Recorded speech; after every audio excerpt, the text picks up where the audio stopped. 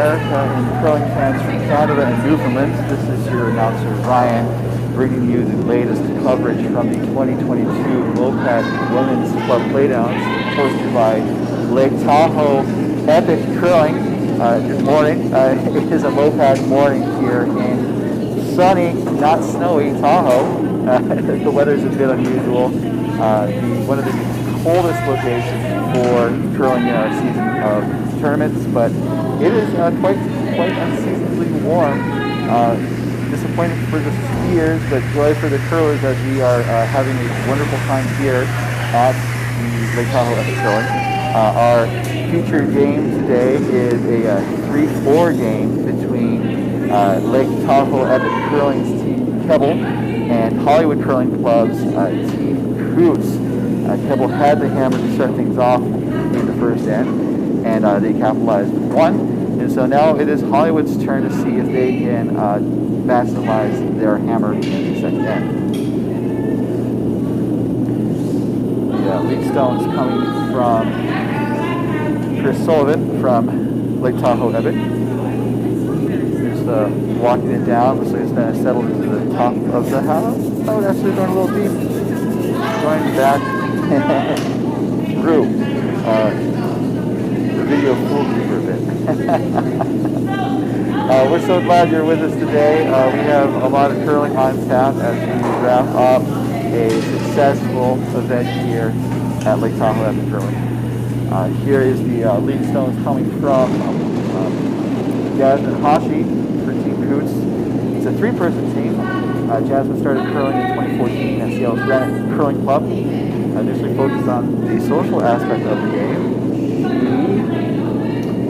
has been on teams that have won the 2014 Granite Curling Friday Spring League, the 2015 Granite Curling 500, and the 2019 Granite Curling April Steel. She's moved to Los Angeles and is competed in the 2019 Coyote Superhero Under 5 and helped lead her team to the medal. The second stone coming from Kelble's lead, Chris Sullivan. She's been curling for 8 years since the founding of the Lake Tahoe Epic Curling Club. Was the lead on the Tahoe team that won the International Division as we pick the Pacific International Cup in 2017. Her shot looks to be, weight seems to be a little more dialed in this time.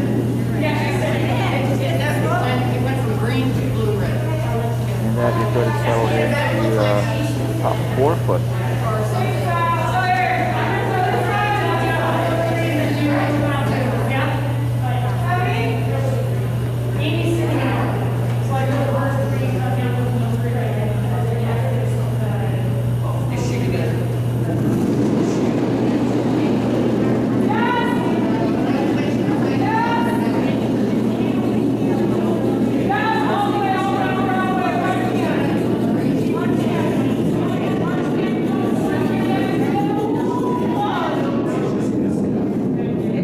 Second stone looks like it this way through the house.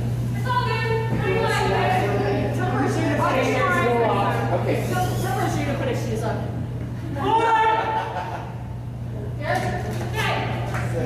So as the next shot gets underway, let's meet. Hi, my name is Jasmine Hashi, and I'm playing lead. My name is Amanda Landry Gonzalez, and I'm playing vice. My name is Becca Coutts, and I'm playing skip. And we are from Hollywood Curling, and we are Team Coutts. So that was Team Coutts, and again, definitely thanks to them for helping with that video.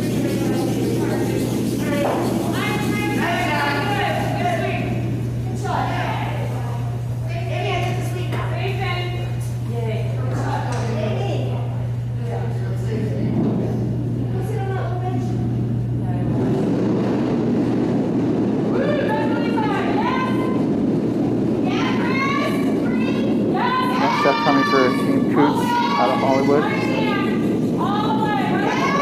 This one looks to be much more upway, and it looks to be online.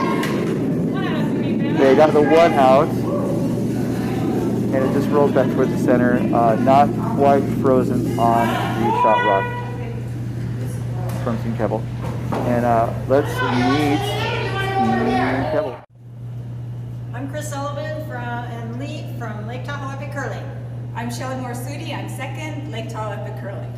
Nancy Dice, Vice from Lake Tahoe Epic Curling. Rebecca Kelble, Skip from Lake Tahoe Epic Curling.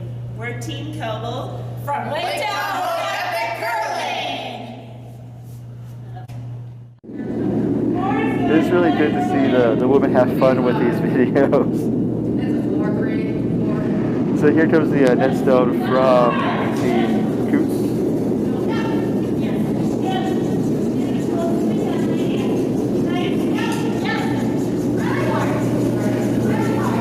And it looks like they were swinging pretty hard. It turns out to be a tight center guard.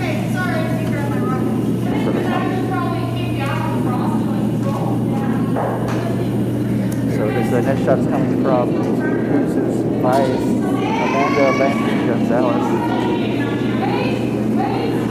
She's been curling since 2018. She competed with Hollywood Curling in the 2019 MoPac Playdowns. MoPac 5 and under in 2019. A number of bond fields around the region. And it was a successful takeout. And now Team Coutts is at 2.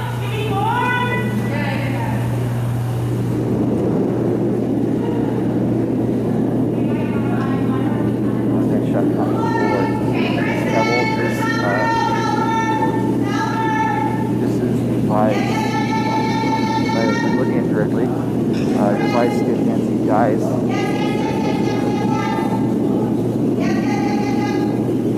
Nancy started curling 7 years ago in California out of the San Francisco Bay Area Curling Club and the Silicon Valley Curling Club. She's been curling out of Lake Tahoe Epic Curling since 3 years ago when she moved to Nevada. She is essential to the volunteer programs here at Lake Tahoe Epic. It's known to encourage every rock to its all location on the ice, as is one thing that rocks do is that they respond to positive encouragement. That shot comes from Landry Gonzalez. I think they're going to throw some up weight again, just because their last shot from Tahoe knocked theirs out, but it looks like they're not going to throw up. It's going to certainly go out of play. Just a drive-by. So we have another game on the streets today. This is the 3-4 day between Tahoe Epic and Hollywood. On sheet B, we have the 1-2 game between Team Feldman of White Country Curling and Team Burton from Coyotes. We're calling them the 1, 2, and 3, 4 games, but there's not going to be any playoffs because the slate is set after last night's final draw. Coyotes' Team Burton went 5-0 up until this final game. They cannot be caught, so they are the champion of the 2022 MoPac Women's Club Playdowns with a very successful record. Team Feldman had a great day yesterday, and they finished the day 3-2. With 1 game to play, and likewise they cannot be caught, so they are the runners-up. And the winner, Team Burton, will be going to U.S. Nationals, and if there's an additional slot made available to our regional association, Team Kelble from White Country would be recipients of that slot. But it's been a good experience all around this weekend, although just another bit of a miss from Coutts. I was updating the score. The Team Feldman had the hammer, and they got 1 point out of it. So they are very much in the midst of the second end here, and play will continue on our feature sheet. So it looks like Nancy Dice has the broom down for the skip of Team Kelble. That's Rebecca Kelble. Rebecca started curling in Wisconsin, getting 12 out of the Stevens Curling Club. This season marks her 18th year of curling. In Wisconsin, she competed on teams at a high school and college level before moving to Reno in 2016 for a wildlife and biology position. She started curling out of Lake Tahoe Epic Curling Club. Here is her first shot. Just based on where Dice has the broom down, it looks to be a draw.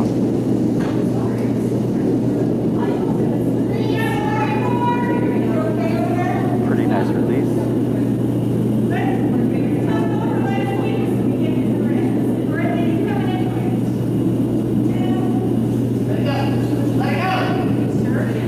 on it now. It looks like it's curling up pretty nicely. It's going to curl it towards the center.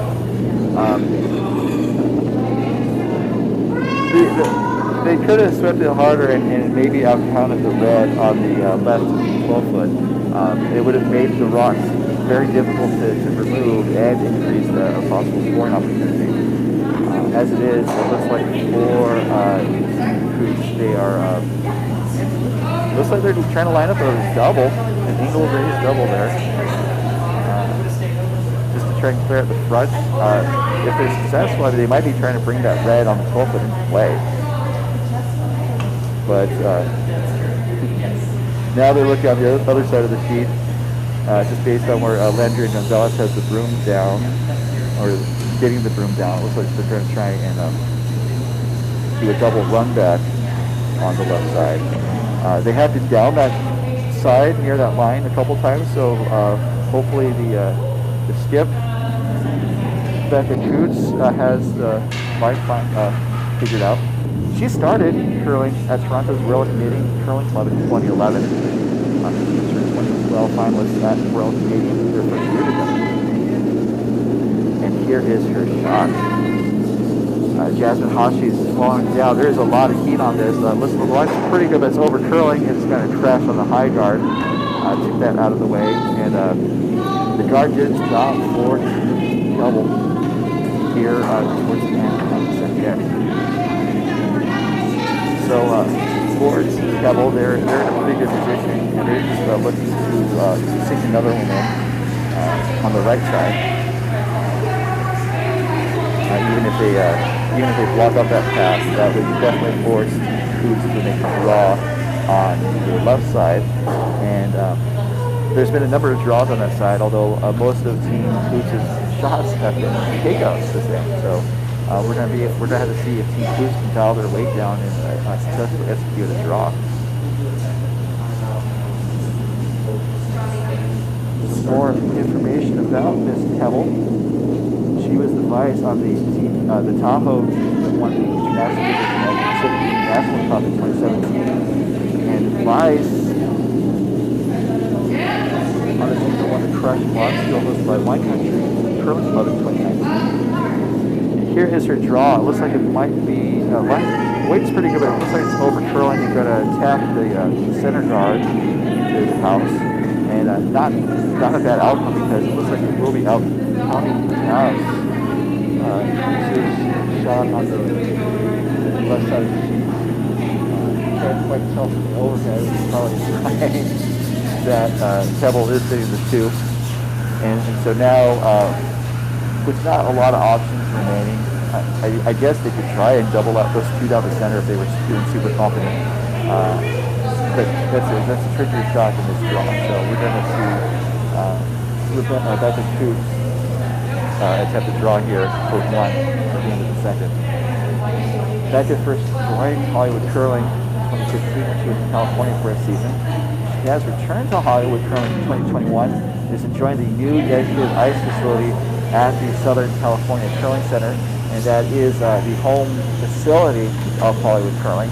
Hollywood Curling remains an independent entity, while Southern California Curling Center hosts a lot of curling activities, including Learn to Curl's corporate events and competitions, including the MoPac mixed four-person team Playdowns coming up in January. We're going to be there with our broadcast. And here comes the draw from Becca Coutts. Looks like they were sweeping it, but is it going to get around all that stuff? It does, but it crashes onto the shot rock and spills to the side. And a pretty good effort, but it cuts down the story.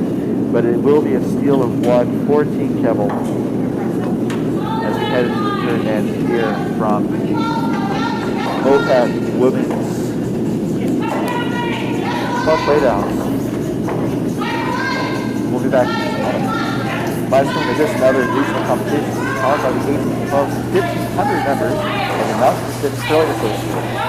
Our mission serves to grow curling and foster competition in Arizona, California, Idaho, Nevada, Oregon, and Utah. Visit MoPacCA.org today to find a curling club near you or for help finding, for help starting a club in your community.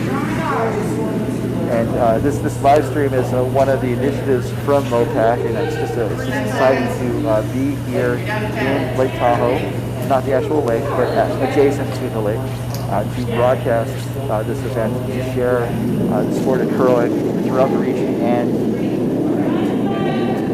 around the world. Depending on who's tuning in. It's on YouTube. Here's the first note coming from Chris Sullivan.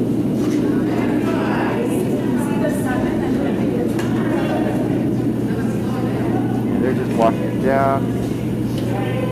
It looks like it's going to go in the house. Actually, it's slowed up nicely, and it's just going to be just off the center.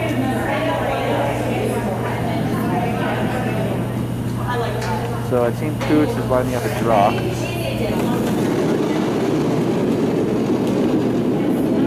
Coming out from Jasmine Hashi.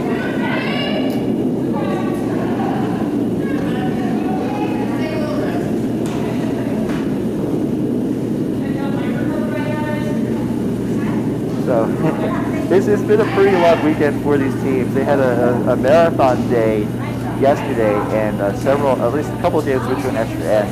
It was pretty exciting to see, and one of those extra end games is on our YouTube channel. And that draw from Jasmine was executed successfully. It is sitting behind the tee line, and so Team Kelble looks like they're going to try and draw onto that zone.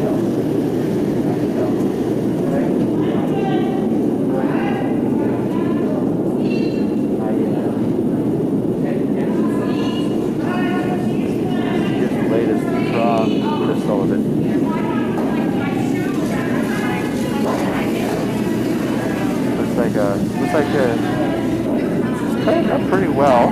It looks like it might not curl up enough. And actually the weight was just a smidge off, although if they were to tap it back, that would have been really good. And it rests towards the back of Open. So this is our last game here from Tahoe, but we will be coming back to you next week from Coyotes Curling Club, which is the host of the 2022 men's club playdowns. We have 8 teams participating, and we'll introduce those teams in just a moment as we watch this net shot coming from Jasmine Hashi. Supers are going pretty hard on the stone. The weight looks pretty close as Coutts comes up to help. It looks like it's going to slow up and be in the top. Honestly, it's not going to get to the house, so it's going to kind of provide some cover, which does present the shot rock. But it also kind of protects the center more and kind of allows both teams the opportunity to draw in. And that is what Shelly and Morisuti for Team Kelble do. Shelly began curling as a teenager in a small resort town in Manitoba, and then took 25 years or so off. They returned to curling 4 years ago. She returned to curling as a rock lifter, as when she left the sport, rooms had just barely waned in popularity, and they lifted the rock as they delivered the stone. Now, her shot is a bit light, and is actually going to rest on the center guard from Team Coutts. So that draw to the center is still wide open, and Jasmine Hashi is going to have another go at it. Or, actually, they're looking at the other turn. They're kind of going back and forth. For Team Coutts, looks like a pretty good opportunity to try and manufacture a deuce. There's a lot of rocks in the center, but what you can try with these remaining stones to push play towards the edges, and that is a common curling strategy to try and manufacture a multiple point score while you have the advantage of the hammer last rock. Unfortunately, the stone's going to be too heavy, and it's going to roll back almost all the way through, but bite the back line, and it's sitting for a third shot. So after Team Coutts looked at both sides of the ice, it's now Team Kelble that is going to try the draw from the left side, with Morisuti going for second. She has a record of curling highlights, including being elected president of the club in 2021 here at Lake Tahoe Epic Curling. She was previously vice president last year. Competitively, she participated in MoPac Playdowns in 2019 for Lake Tahoe Epic. In 2019, she participated in the Pacific International Cup. That is a very prestigious curling event in Vancouver, British Columbia, not Vancouver, Washington. One of those is in curling hotbed, the other is in Washington. And also the 2019 D event winner at the Barrel, which is hosted by the Wine Country Curling Club in Sacramento, outside of Sacramento, to be precise. So now there's just a mess in front of the house, and it looks like they want Amanda to clean it up a little bit. Maybe not too much. They just want to maybe knock some stuff loose, and maybe knock some stuff loose so they can get some stuff back later. Because I don't think there's good enough ice to. I say that, but then it's just going to go through the house. So I thought the possibility would be to kind of knock some stuff around, maybe just based on how the stones are lined up, kind of bump one of the blues to the left, and maybe bump one of the blues in. Maybe also set up a run back perhaps on that red center shot that Coutts is driven. Actually, they didn't want to run blues in the house.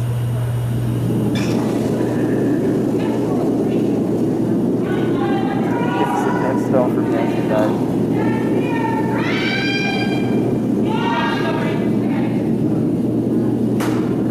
Her shot, supers are going. Looks like it's going to run into the pile. It's going to move some stuff. Actually, it's not going to. It's going to just settle it nicely. It's going to take a little nap in the little bed of rocks that was set up in the front of the house. So, that is a rock bed right there. I would say, speaking of beds, thanks to our hotel sponsors, we don't have one. So, and also, if we had a hotel sponsor, they probably wouldn't want to be compared to a rock bed. But here's the Amanda Landry Gonzalez's next shot.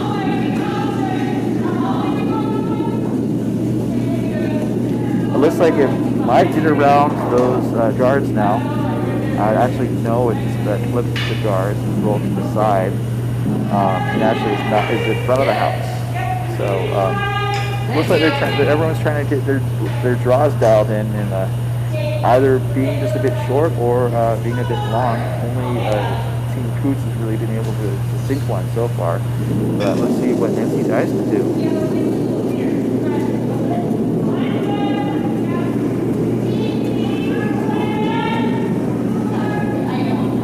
Speaking of sponsors, if you or your business would like to become a sponsor for MoPac, our competitions, or our live streaming service, visit mopacca.org and click on the contact link on the right-hand side of the page.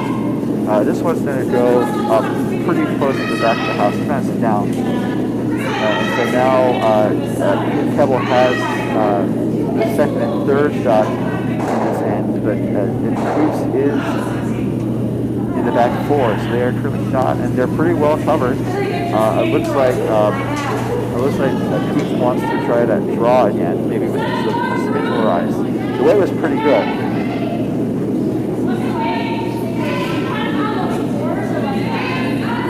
So Jasmine is sweeping, and it looks like Amanda is ready to help out. Looking at the line's pretty good this time, but it actually is going to get around those guards. It is going to settle down, sit down, but there's some back of the house, and it's going to go towards that back, not quite rest on it. It's going to be fighting the 8 and the 12 foot back of the house. So now, Coutts is sitting at 2, and there's an opportunity to get back in this game with the deuce. So for Team Kelble, they're trying to see what they can do, and it looks like they're going to follow them down, which is a pretty soft strategy because they just back to the back, just make sure they get around those guards.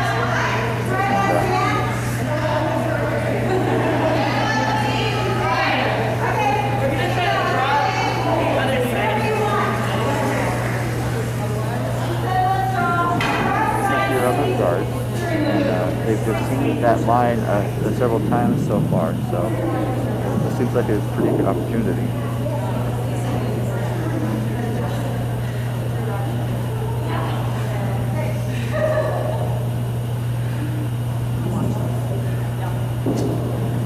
Here is Rebecca Kelble's first shot.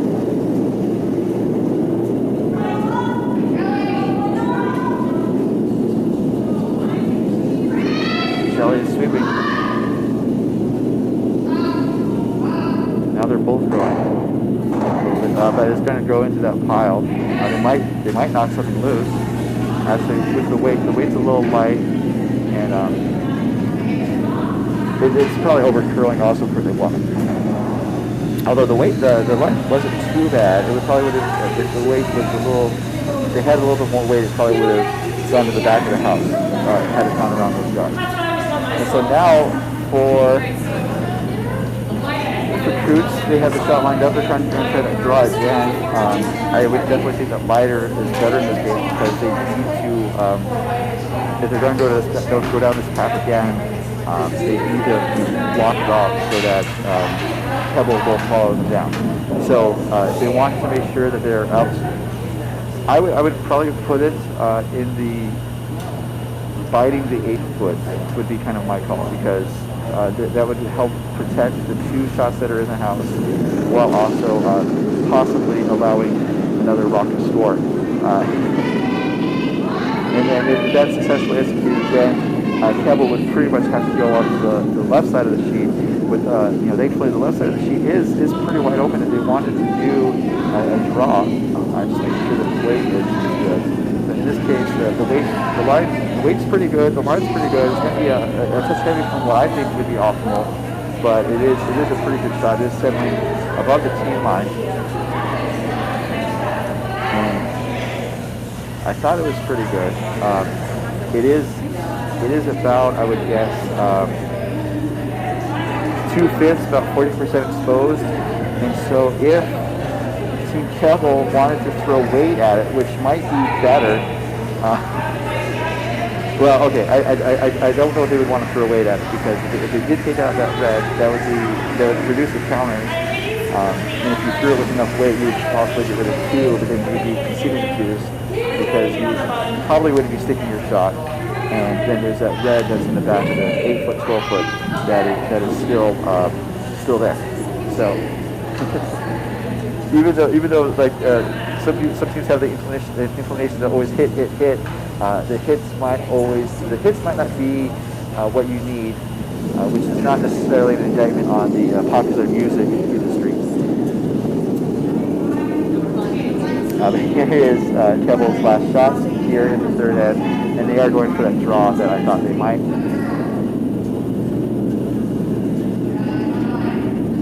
And one of the other things that we've seen this weekend is that there was not necessarily a lot of quiet hits this weekend, although they kind of got those more dialed in as the weekend progressed. In this case, this shot looks to be going a little deeper than hoped, and it looks to be shot. They're taking a look at it. I don't really think they need to, because if the Coutts takes the same shots that they've been doing and goes full 8-foot, they have at least 3 and a chance to score. And I would definitely going for the 4 would be. I mean, definitely getting the 3 is great. They could definitely do a hit and stick on that blue, which they were looking at briefly, and that would definitely eliminate all doubt about that blue stand being 3rd or 4th shot. However, again, they were looking at that draw, and now they're looking at the hit, and that is what they're setting up as Coutts starts to get set for the half. Amanda is taking another look at everything. There's a Coutts going. And we have an overhead camera here in the warm room, and it's really, really close. My first guess is blue, but sometimes the cameras can fool you. But here we go. Here is the last rock, third end from Team Coutts. Chance for 4. Definitely has 2. And here is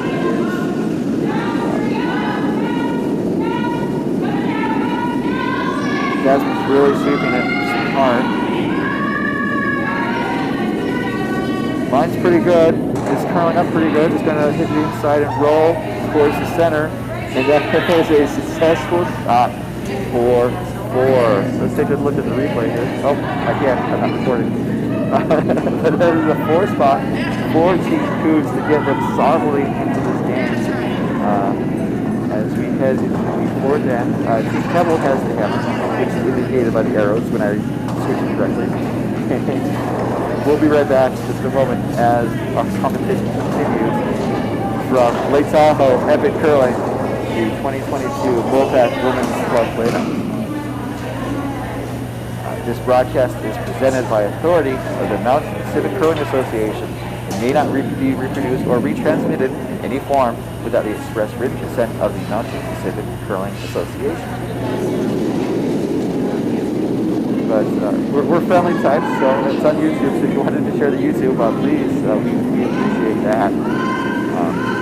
If this game showed up on NBCSN, then we'd be very surprised.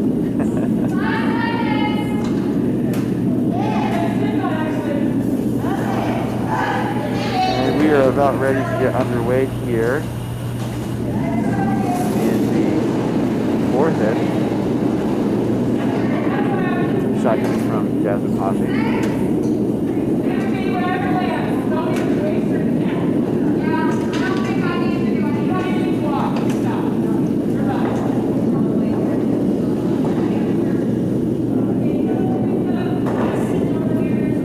Settle into the house. Just behind the flag.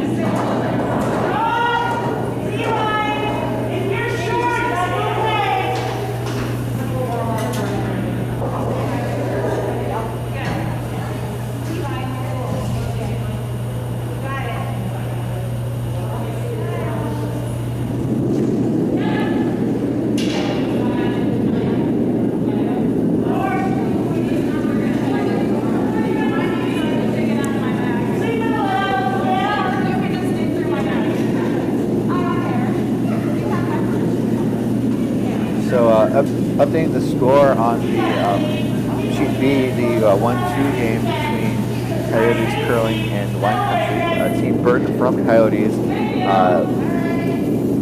responded in the 2nd end with a deuce and then stole 3 in the 5th end. And both teams are now in the middle of the 4th end. This event is a competition that results in a berth at U.S. Nationals for women's clubs, and so as such we are following competitive rules for USA Curling. That includes having the competitive yellowish broom pads, which is renowned for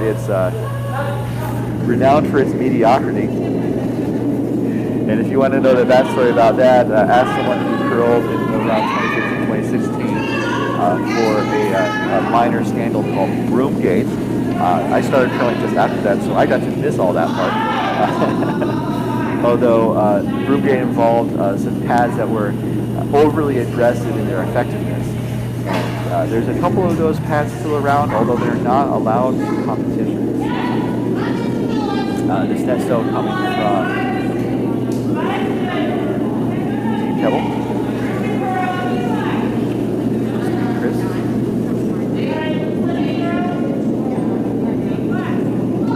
Stone looks like it's going to go into the house.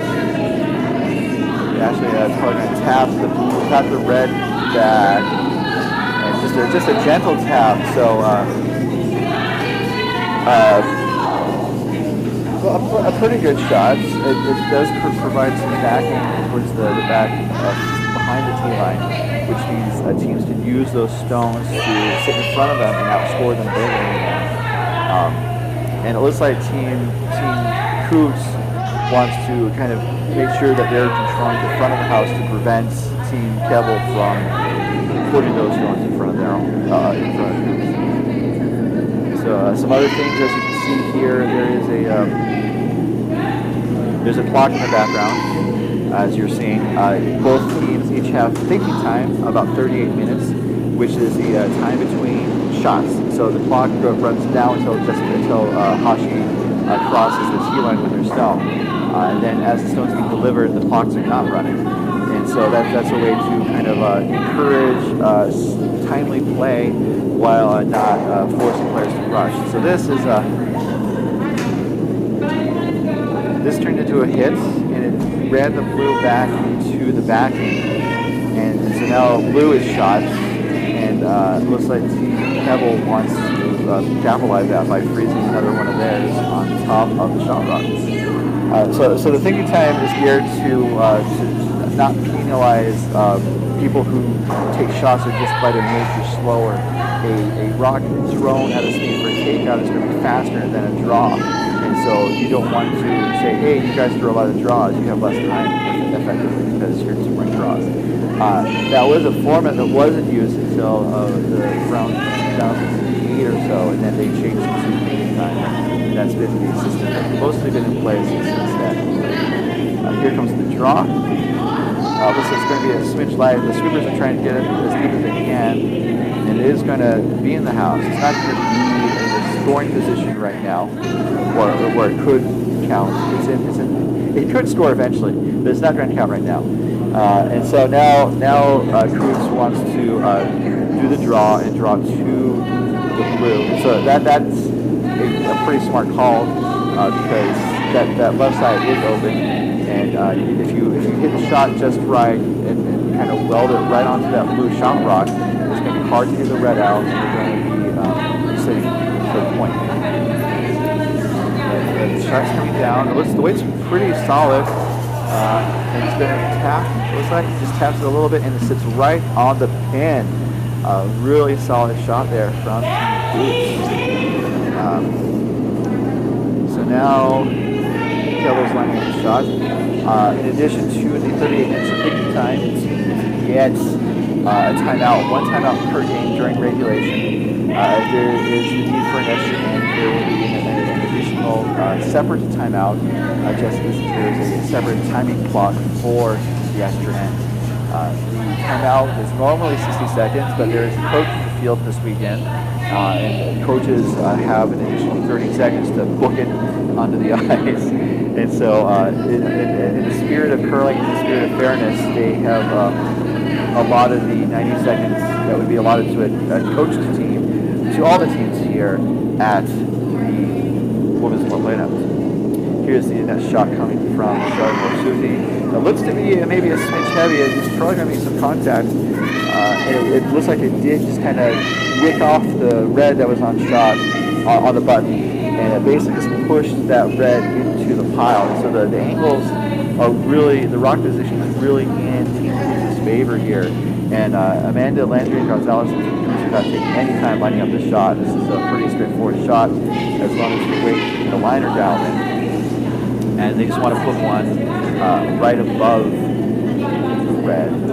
I don't really think they want to put, they want to, ideally they would put it right on top of the red and kind of tuck it under between the blue, talking the shots going. And it looks like it's going to be a smidge heavy, and so now it's unlocked things. And so that, by unlocking it, is now making it more likely that I would think Team Kelble would probably want to throw weight at it to just now start getting all these rocks moving, and they would possibly get rid of one. It looks like, and one of the reds might stick around, but it definitely starts to change the flavor of the end, as it were. Here comes the first shot from Nancy Dice. Is that Nancy? Yes, Nancy. And she did throw heat as asked for. Here comes the shot. It's going to get one. It unlocks them. It hits one of the reds out of play. It pushes the blue towards the outer 12-foot. And now it is a very lonely red stone for Team Coutts on the button. And I say it's lonely. There's a blue buddy right nearby. And then Team Coutts has a couple red friends on the outer edge of the 8-foot. And Amanda is now throwing a draw.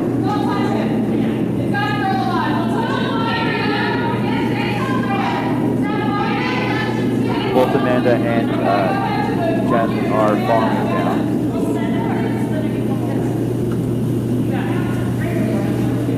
Now Amanda's sweeping. It looks like it overcurled a smidge. I think they wanted to guard. Because right now, what Team Coutts can do is just do another takeout, the same shot essentially with the hands and just through and run the blue onto the red, and then we should shoot where the shooters go. So Team Kelble was in a bit of a jam, no pun intended, but they have worked their way out and everything's jelly. I'm not using the word jelly correctly,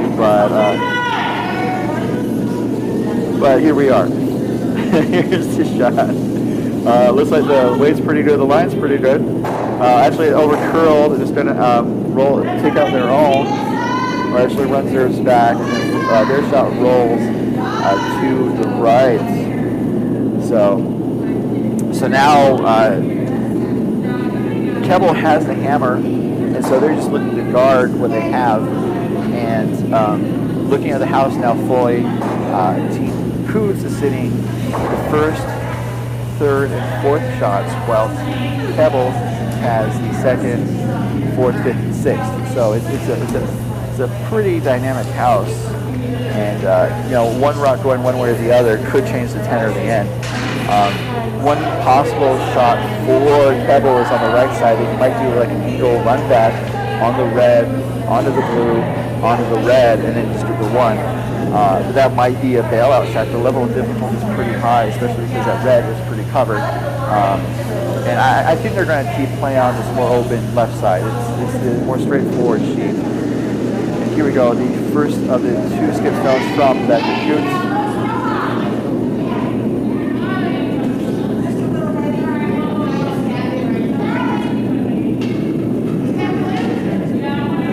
They're just kind of giving it a jockey escort down. It looks to be a bit heavy. Actually, they could make a play on the back blue if they wanted to. It might be overcurling. It is now overcurling. It's now going to go to the back of the 12 and just kind of be back to back. So, one of the things about curling is it's always ideal to have a call shot, the shot that you want to make, and then the plan B, the pro side miss, as in the shot that you don't mind making, if that's what it is. The pro side miss is what they call it, a plan B. And so in this case, for Team Coutts, it would have been a plan B. I'm not quite sure if they could have swept it in time to run onto the blue. But it's one of the things you have to do in curling. It's a good life thing too. Always look for a plan B. A pro side miss. That's the way I judge.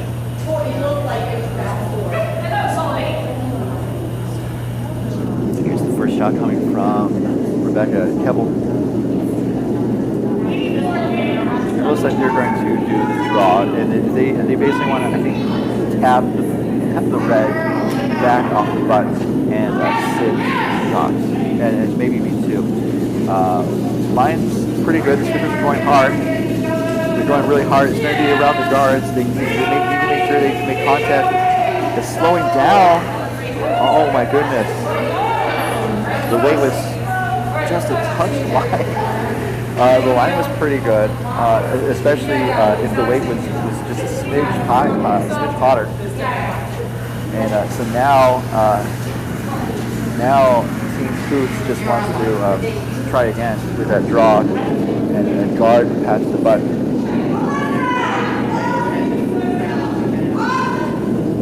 As you're seeing, teams are wearing masks on the ice. And also in the war room, I'm putting mine back on now.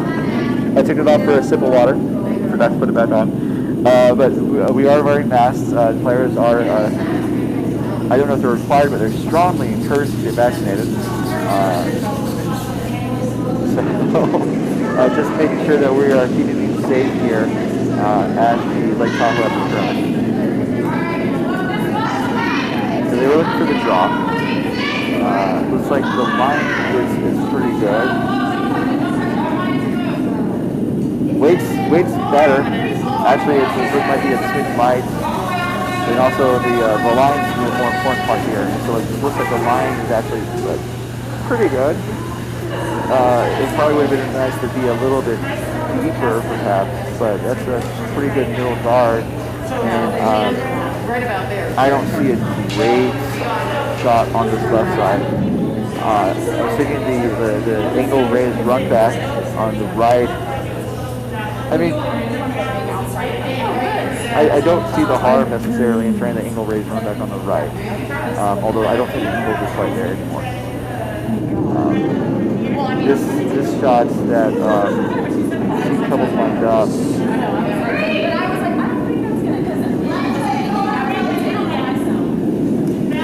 They're looking at that. They're looking at the angle raised run back. And now they're giving it a bit more ice.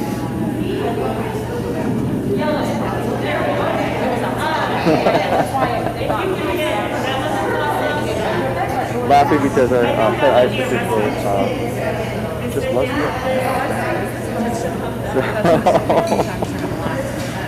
And he's here in the war room so I can overhear some of their conversations, and I'm not yapping at all.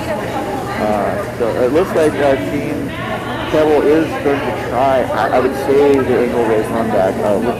With the line they've given, it's going to be a more soft. It's going to be a slightly softer hit than I would anticipate, than I would have figured. But they're on the ice and I'm not, so let's see what they can do.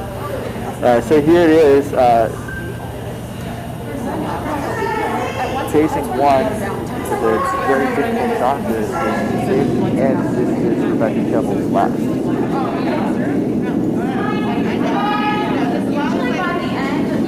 Reserve now going. Maybe it looked a little inside. And actually it is going to be inside. Let's see what they're going to get going. Actually it's going to overcurl entirely. And unfortunately it's just a good effort is not there. And it is going to be a steal of one for Team Coutts. So Team Coutts now is going to take a 5-2 lead into the fifth end. Continuing to mention the USA curling rules of the for national competition play. These are 10-end games, and as national championships are. And teams do have the option to concede after the sixth end if they so choose. And that's just so that everyone kind of gets a chance to play. Because this curling is supposed to be fun, we're supposed to be able to play it. It's also a learning experience for a lot of these teams. Some of these teams, the level of experience varies wildly. For example, this is Team Coutts' first time as a team together, and they were just ecstatic when they won their extra end game yesterday. And congratulations to them. And hopefully they are finding some useful lessons to build off of in these tournaments to come. First shots away from Jasmine Hashi.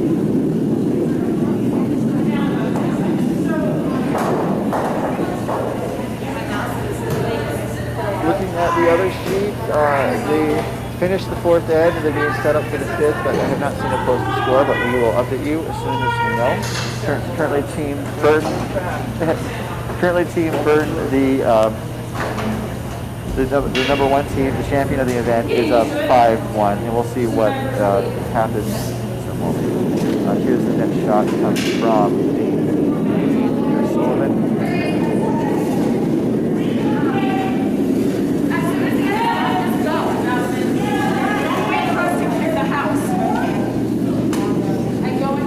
They're on it. Going hard. I think it's live.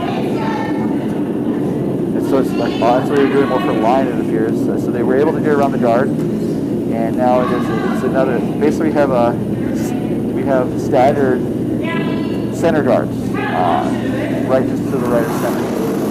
So the net's still coming from Jasmine.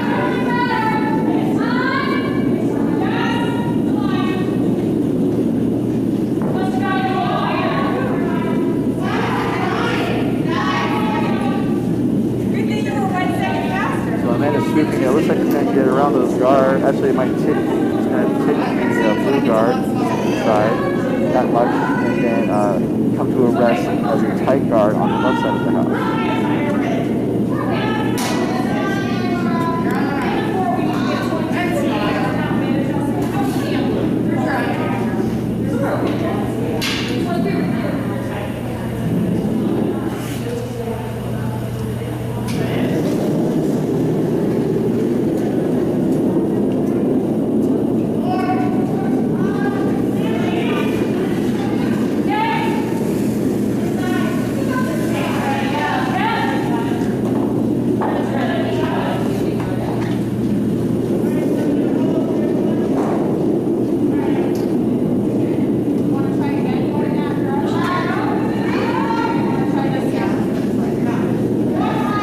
So we have another guard put into place. So we have a.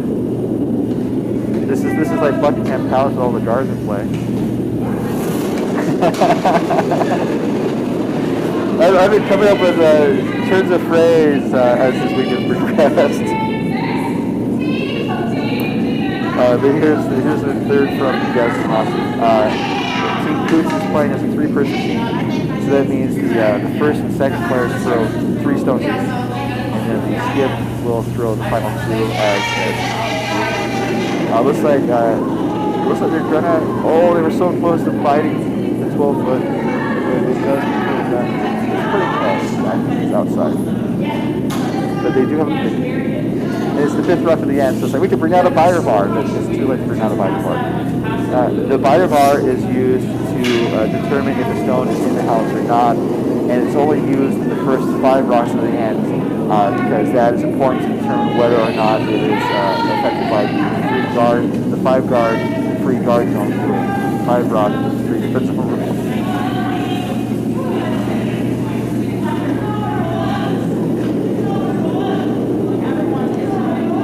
So, an update on the other sheet. Coyotes stole another point in the 4th, so now they're up 5-1. So the shots from the Buckingham Palace, these guards just keep stacking up. And they are just as stoic as the ones you're trying to bring.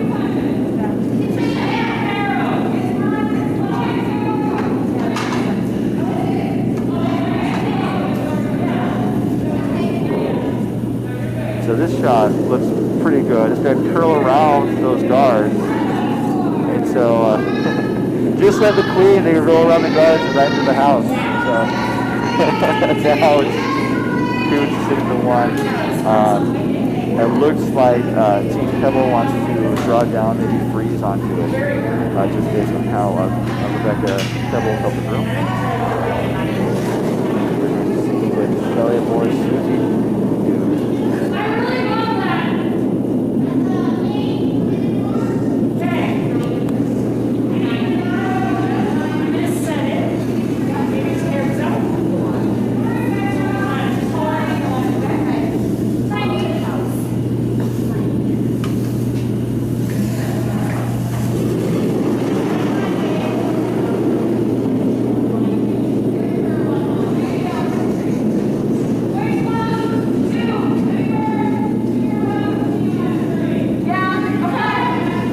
So the last shot from Team Kelble goes to the back of the house, so it's a play. And here comes Landry Gonzalez. I think they just want to kind of follow it down.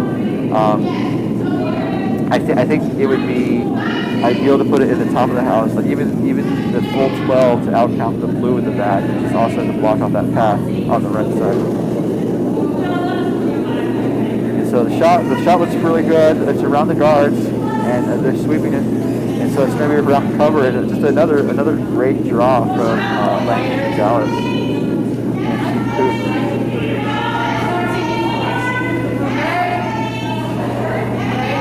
Now it's a little open, so it looks like Team Kelble wants to try and chip it out. And if it over curls just a little bit, they have a red at the top, so they can just start moving rocks around and clearing the path on the right side.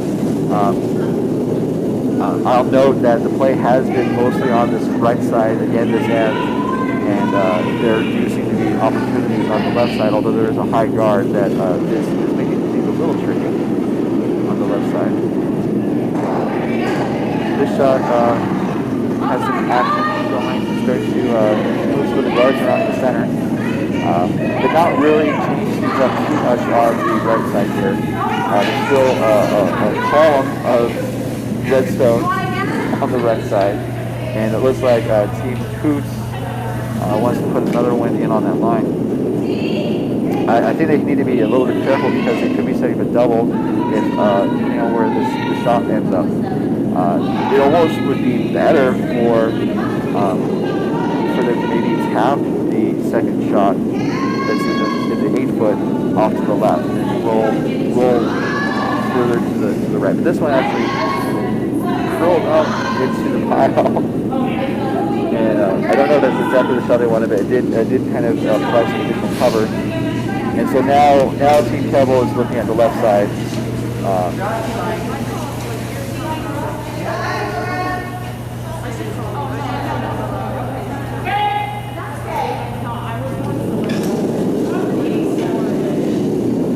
And this is Nancy Dice's last shot.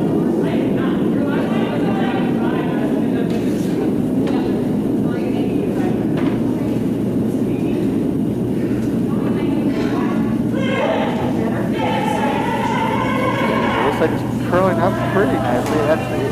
Actually, the weight is just a smidge light, a scotch as they say, and it was a really good line. If they had a little bit more weight, it would have been very close to making the shot rock.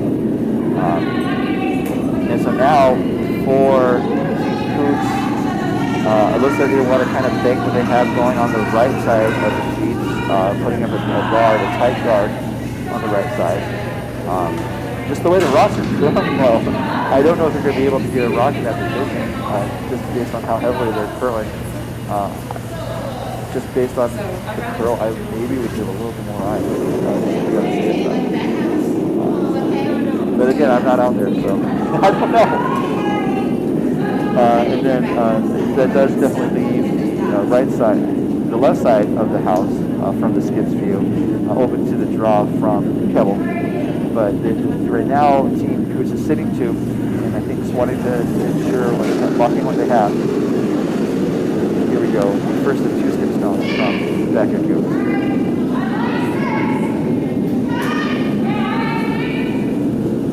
She's sweeping hard now. It looks like it is. Lines are actually pretty good, so they definitely have a good line here. It is going to crash on the guard. It's going to wick off the guard and roll towards the right side of the house. But definitely making it a lot harder to do something on the right side of the street, although there could be like a heavy draw. But it doesn't seem like a high percentage shot. So Kelble is looking at left side again, going to the draw. Looking at the clock, we're nearing the 5th end, and so we're going to take a 5-minute break. And with the 5th end break, it seems to be about halfway through the time. As I mentioned, there's 38 minutes time per game, and so if you do the math, it's about 19 minutes for every 5 ends. So it looks like they're right on time. And here is the first 2 shots from Rebecca Kelble.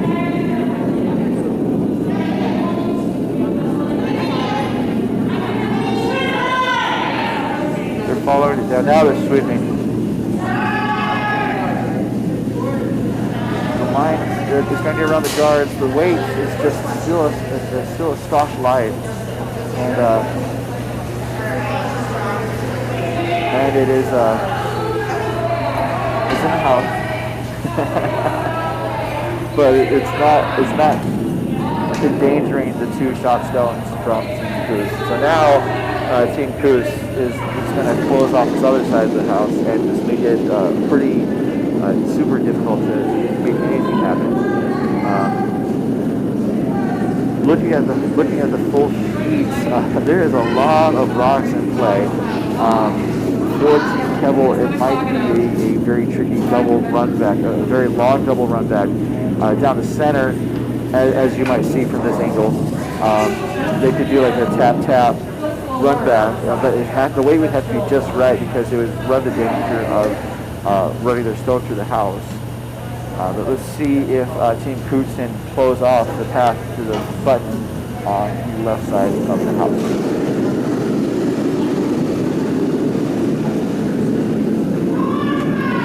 The shot's away. Looks like there's plenty of ice.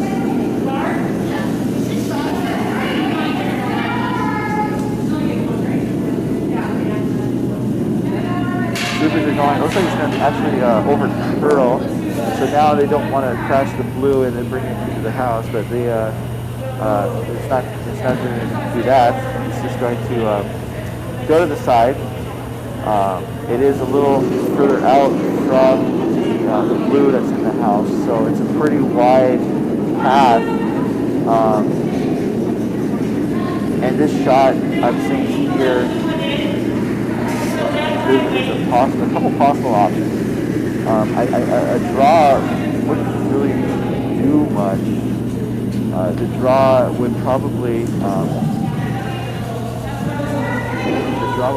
just maybe go into the full 8 foot and possibly outcount one of the two Coutts stones. The other option might be to tap the blue that's on the outer edge of the house, just have that toward the center and then get a score that way. Looking at the weight, it looks like that might be the shot that Rebecca Kelble has thrown. And here we go.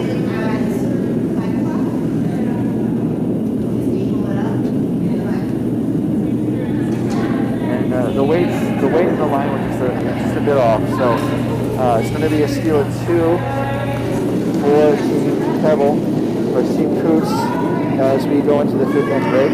We will be right back as our competition continues here at Lake Tahoe Epic Curling.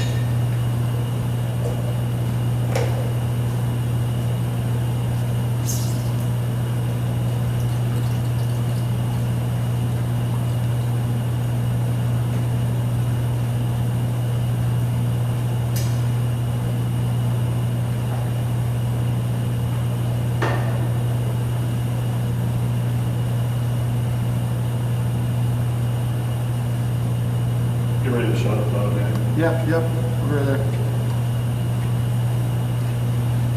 Just, if you don't have the cameras angled correctly, it looks like Batman's lair.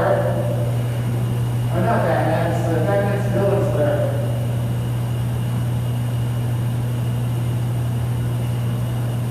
That's like we did a little bit of a lot. I think that people came over here, so I just had to shoot something. That's awesome. Wow, it's like the minutes for the feature sheet, so it's like, we're not going to try to guess it. But I really appreciate just you guys working around everything, and hopefully I haven't been too intrusive.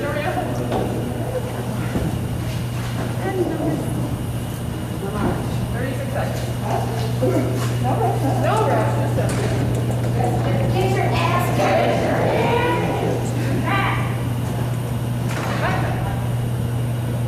Easy peasy. I think it was easy for both of us because it was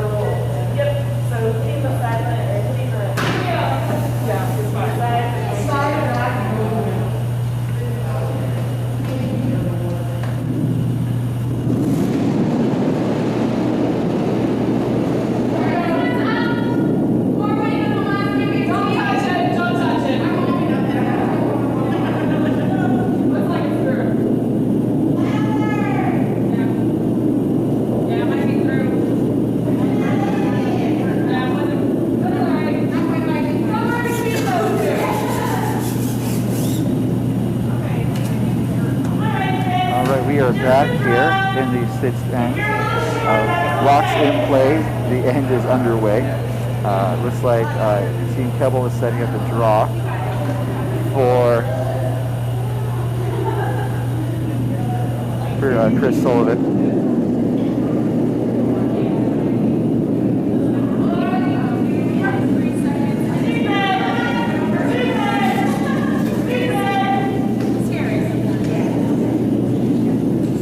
Shots underway.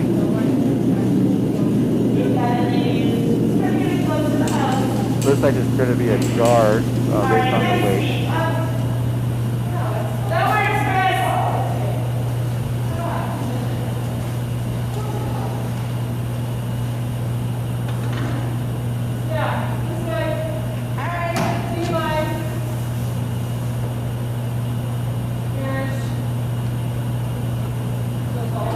Okay, so just a quick update on the 1-2 game that was taking place on Sheets B. They wrapped up their fish edge, and they decided to finish it. And so they went off the ice with a score. The score that was posted was 6-1. They did not post the big end score, but they are off the ice. And these are just friendly games because the outcome of the competition was known heading into this game. And I will also add that this was not the TD game, the 1-2 game was. So they took it off the ice, and we don't have to worry about commercial obligations. So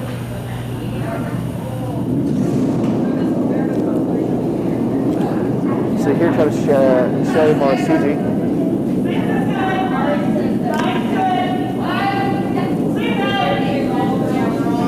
Looks like they wanted to draw towards the puck.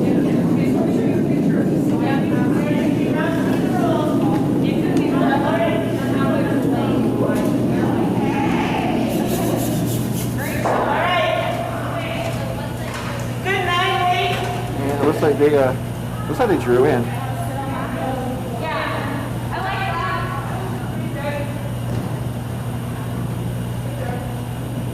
So here comes the next shot for Team Coutts. Amanda, Landry, and Gonzalez.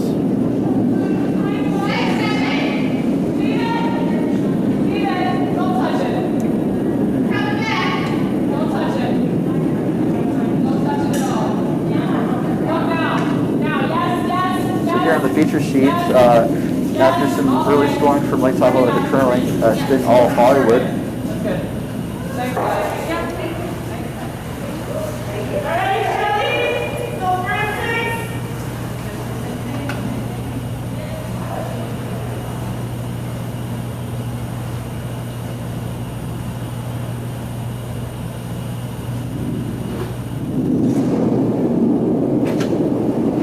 Here's Morisuji's next shot.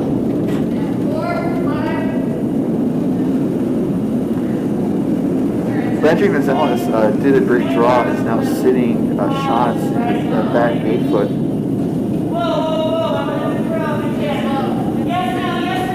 So it looks like they're trading draws here. This one's going to turn out to be a little light, and it might overcurl.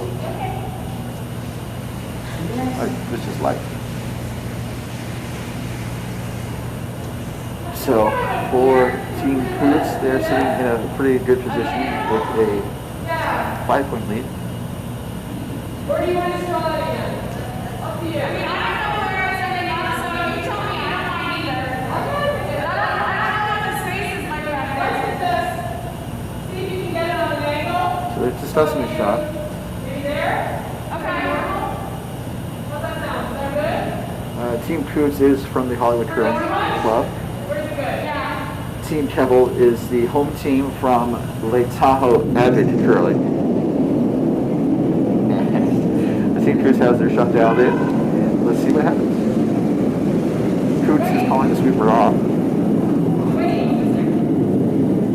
Looks like they're throwing weight at this.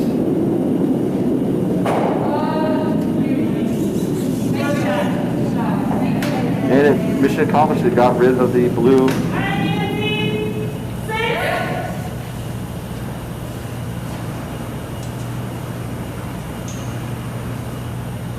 I would think hitting is a good strategy for Team Coutts at this point in the game.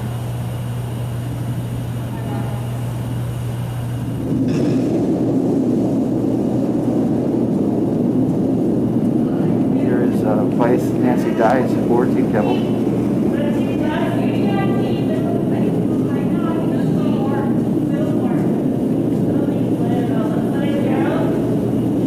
Looks like they're going to try and do a hit of their own. Made contact, but the red jammed onto the blue. However, the shooter did roll towards the center. It is now sitting shot near the back of the 4 foot. Here is Landry Gonzalez's net, so I think they're just going to want to take that out.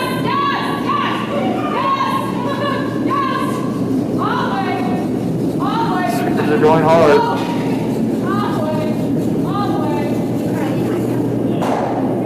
So it looks like they wanted to mainly hit the stick as they mission accomplished. Now it looks like they're setting up a double. They swept all the way, and that was necessary. If they hit it on the left, they could have jammed, but if they hit it, maybe they could have rolled over to the right a little bit more.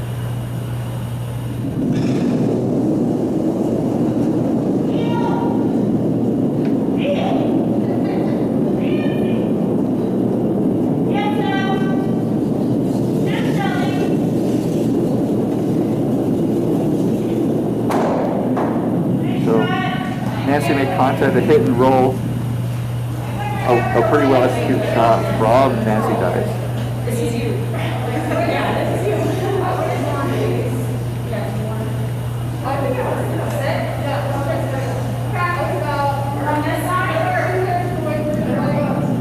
So for Team Coutts, Landry Gonzalez is in the house setting up the shot for her skip. Back at Coutts.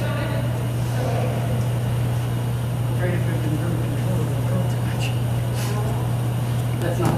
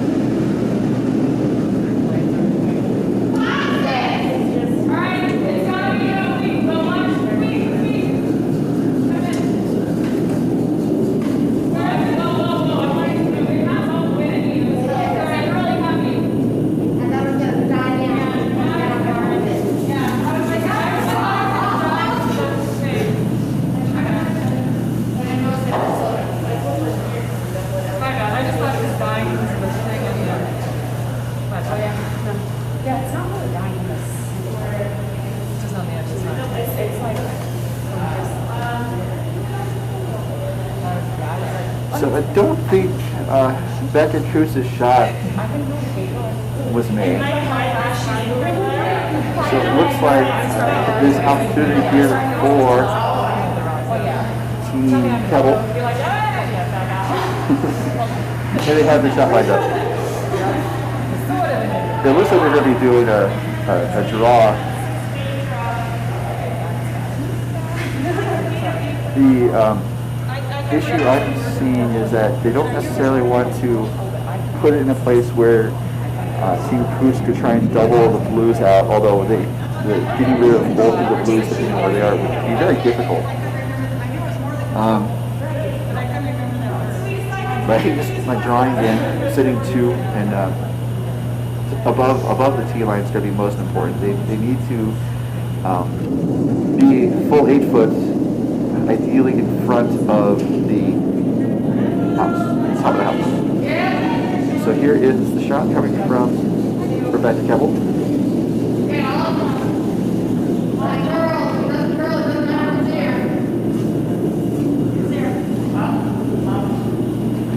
Chris and Shelley were swimming hard, now they're off. Looks like it's coming up a touch light, but they need to get it there. Okay, so it's not going to be a scoring rock at this point.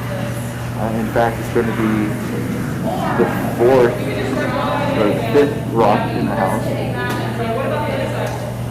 And so for a moment, for Team Coutts, they're looking to see how they can, I think, get to the button area. They're calling for a really long draw. The really long draw is the shot, and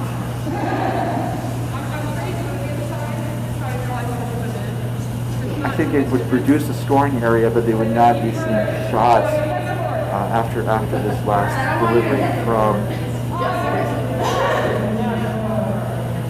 from Team Coutts.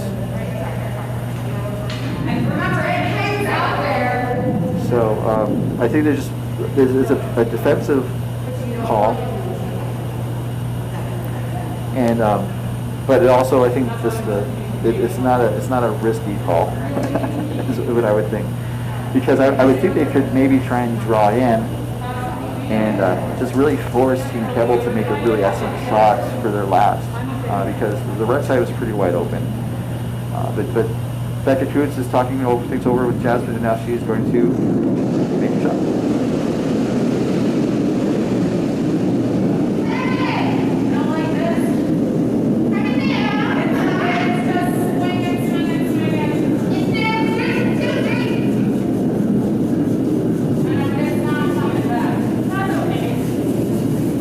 They're saying it's not coming back.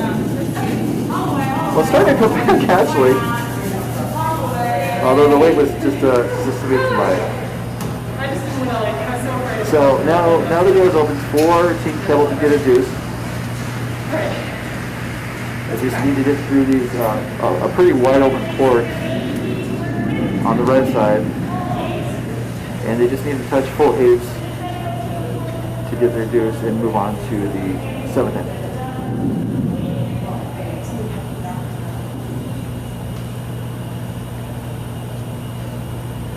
This is the last shot.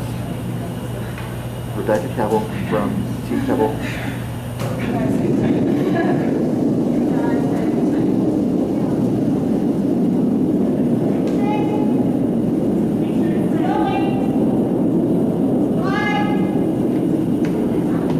Looks like it might be a little tight. Actually, no, the length's pretty good. It's now a matter of weight. And the weight looks to be pretty close, but it needs to sit down. Is it going to sit down? And it is not. So it's just a missed opportunity for Team Kelble. As they get one back here in the 6th. The score is now 7-3 Team Coutts as we hit into the 7th end. We'll be right back in just a moment.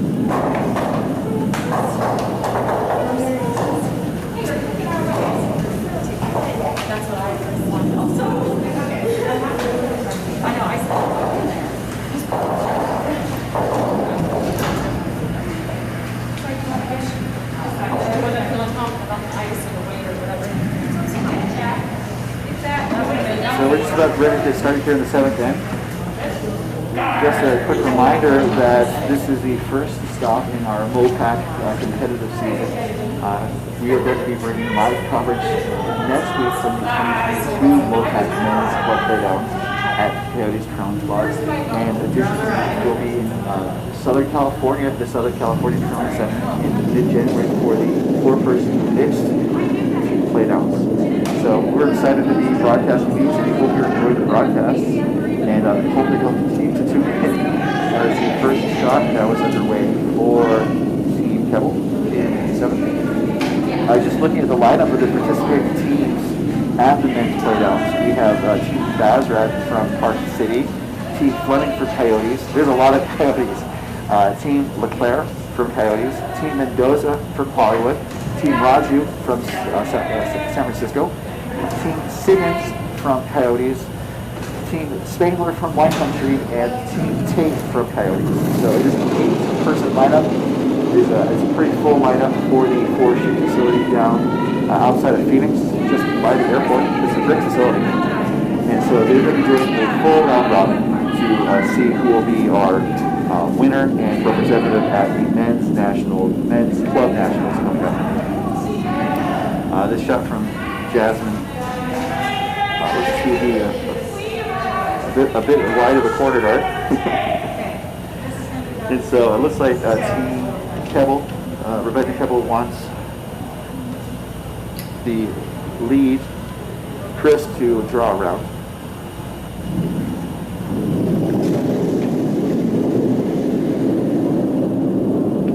As we're wrapping up our last day of play here at Lake Tahoe Epic Curling, I just want to give thanks again to our host, Lake Tahoe Epic Curling, located in St. Blanton, Nevada, just a short mile away from the casinos and the resorts here on the south shore of beautiful Lake Tahoe. They've been very gracious hosts, and this dedicated ice club is a beautiful facility. It is I call it a jewel box, and it is pretty, I think that's pretty apt. They don't have a lot of space, but they use the space to their to the fullest, both in the ice house and in the warm room, where they have a very cozy warm room, but definitely places for people to converse and have a good time. So my thanks to them for having us. Definitely appreciate them and hope to be back soon as Team Coutts, and Jasmine throws her nets. It looks like it's going to go through.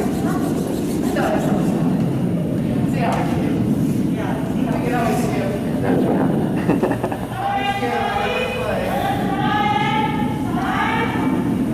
MoPac.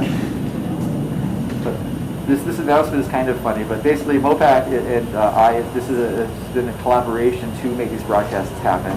And MoPac would like to extend its gratitude to our broadcasting chair and live stream producer, which is me.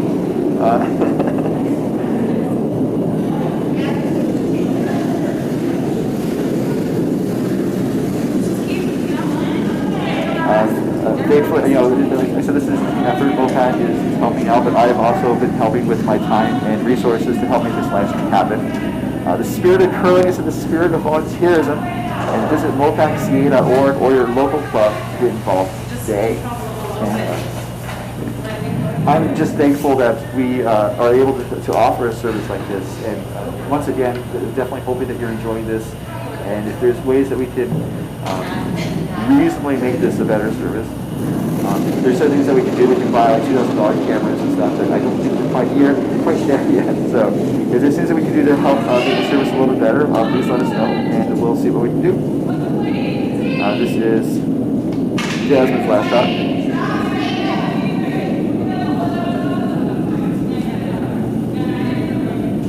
Jasmine Ashley Posses. And this one's going to stick around towards the back of the house.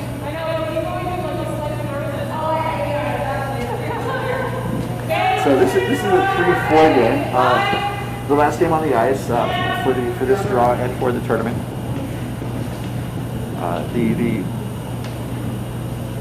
This will kind of determine who is going to be third and fourth. The first and seconds were determined last night, just thanks to some excellent play from the first place and second place teams. Team Burton from Coyotes Curling went through the entire event undefeated, 6-0, capping things off with a win today against the second place team, which was Team Kelble from Wine Country Curling outside the Sacramento area. They finished at even 500 with a 3-3 record. And then the other two teams are determined to see if they're going to finish with either like a 1-4 or a 1-5 or a 2-4 record. And that's what this game is here for today. As we continue to watch our feature game between Team Coutts from Hollywood Curling, who is delivering this over right now, and Team Kelble from Lake Tahoe and Curling. I think they wanted to do a draw around.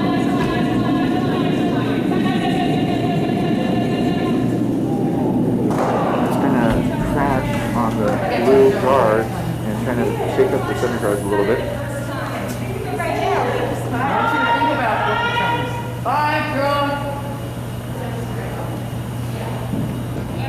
It looks like there's like Team Kelble is in a pretty good situation here in this hand.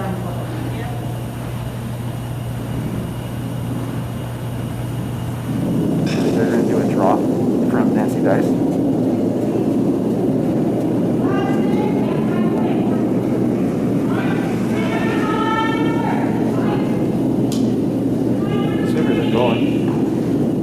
Looks like it's curling into the pile, which could be beneficial to them if they raise their guard into the house. And that is what's happened. It's raised their guard, and it needs to settle down a touch, and it's going to curl maybe too far. I'm looking at the overhead, and it's really hard to tell. It looks like it might be red sitting second shot from the back as well. No, I mean, do you want to... But they can always put a measuring stick on it to see if it is there or not. But So it looks like they want to try and, looks like Team Coutts wants to try and the draw again with Amanda Landry and Gonzalez.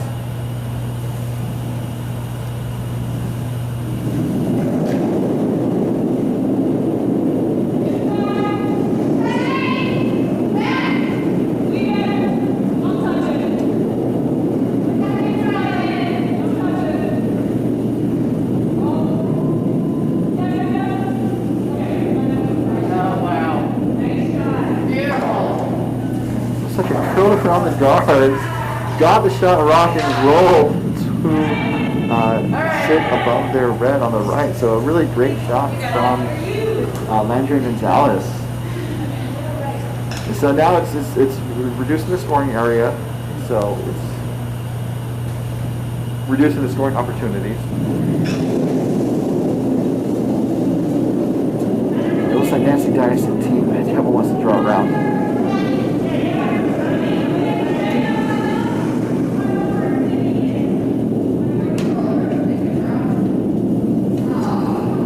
Looks like it's a smooth one. Actually, they probably wanted that shot. Looks like it's going to be contact with one of the reds. Knocked one of the reds almost all the way through the house. It's biting the back line. It appears to not be in the house. But it could be a backstop for a stone later in the end.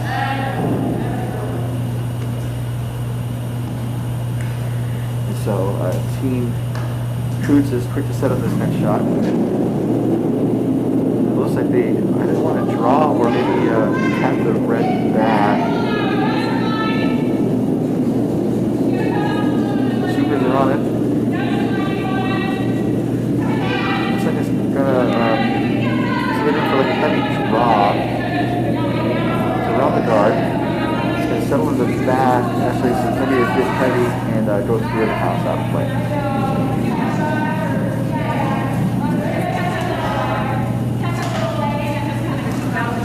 So Team Kelble, they do not have the hammer, so they don't have the advantage of throwing the last shot. So I'm curious about what type of shot they might do to maybe steal or definitely force Team Coutts to a single here in the settled in. It looks like they might be doing a draw, or they could be doing a heavy, like a hack weight takeout just to get rid of that red, which would be to their advantage. Because it does reduce scoring rocks, and that is the shot rock right now. But they can also be drawing around that cluster of center guards that they have.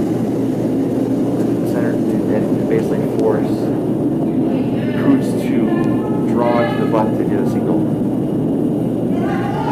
Looking here.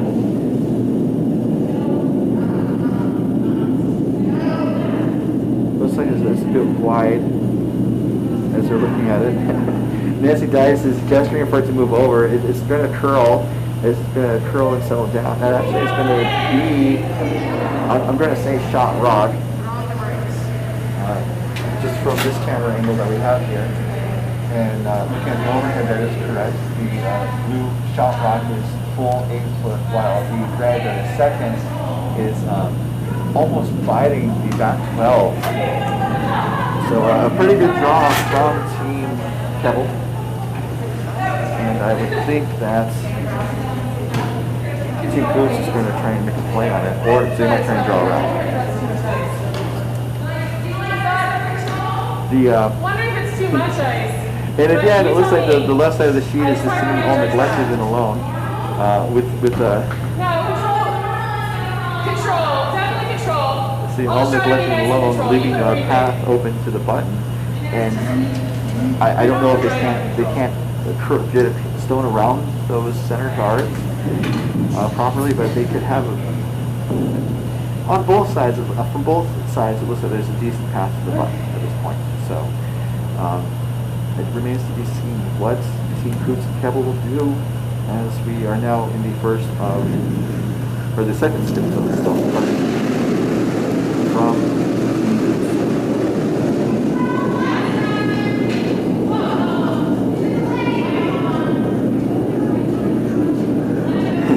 Hashi's gesturing for it to move over.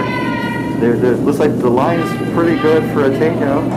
It's going to hit theirs and roll towards the center. and undercover right on the lid. So a really well executed shot from Becca Coutts.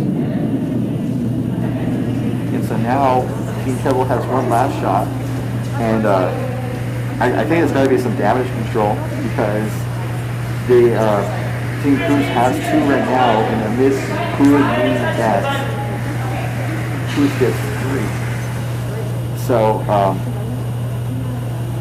there's a couple of ways you can do the damage control. I think you guys can either take out the second shot red as fairly easily, and then you'd be conceding a 2, a likely 2, or you can draw around. And I think that is what Kelble is doing.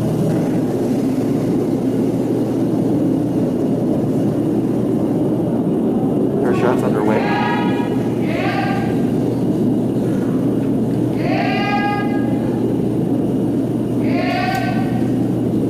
Shelly and Chris are sweeping it.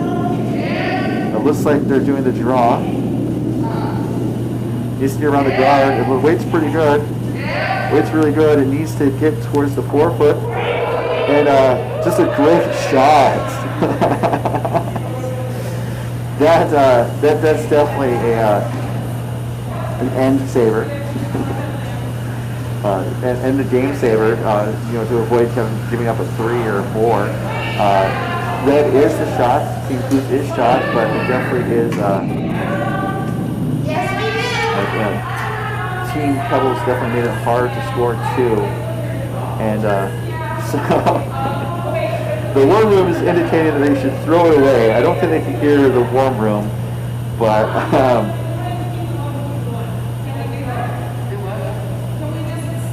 but it would make the most sense to just throw it away because they have the 1. They'll be up 8-3, and there's not a really easy shot. It could be pretty disastrous if they tried to do a takeout. Any sort of takeout weight because the blue would go into the red, the red would go out, and then the blue would roll out, but it'd probably roll into the pile on the left side. But you're going to see what he did do. And he just throw it away. So I don't know if they heard the warm room's advice, but that is what they're going to do. They're going to settle for that 1. Or maybe not. No, they didn't throw it away. I apologize. Well, they didn't necessarily throw it away, but they didn't finish sweeping it all the way through. So that is a score of 1 for Team Coutts. In 7th. As we head into the 8th end, the score is 8-3, Team Coutts of Hollywood Curling over Team Kelble of Lake Tahoe Epic Curling. And we'll be right back in just a moment. Another reminder that this broadcast is presented by authority of the Mountain Pacific Curling Association and may not be reproduced or retransmitted in any form without the express written consent of the Mountain Pacific Curling Association.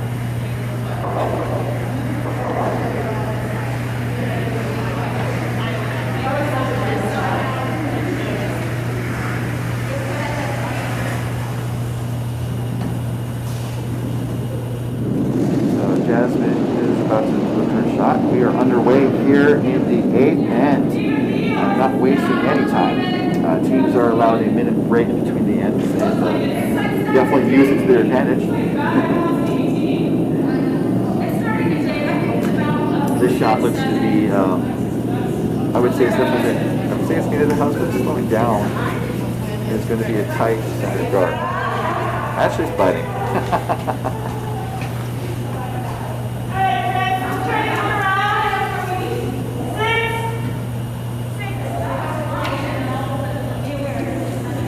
So Chris Sullivan is getting ready to make her shot here at the 8th end.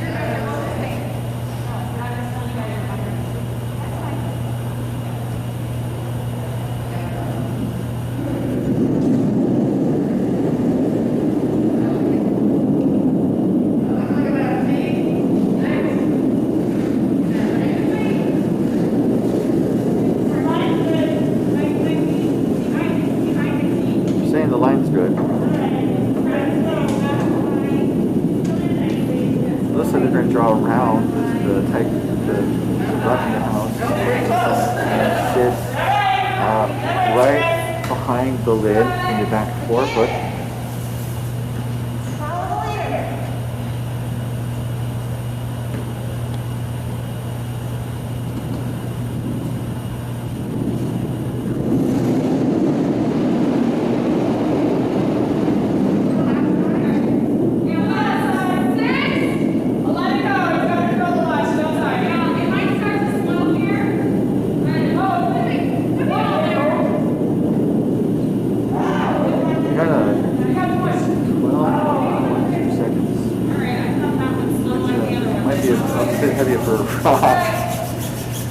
But I haven't been timing this weekend, so my timing might be off.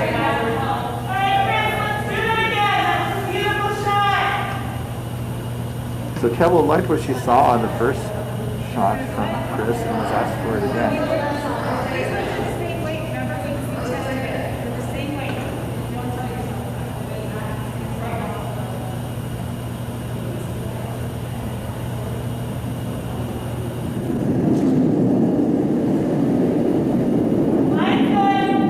Chris's shot is underway.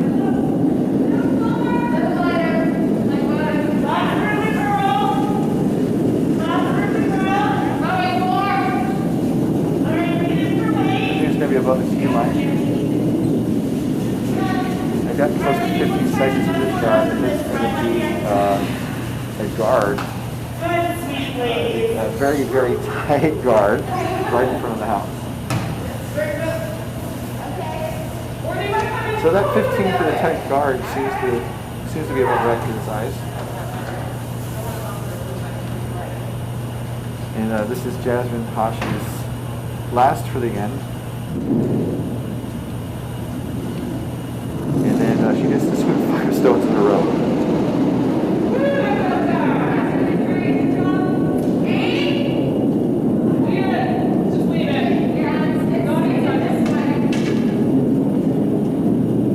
Let's see a bit heavy again. It is slowing up a smidge, but it's going to go through the house.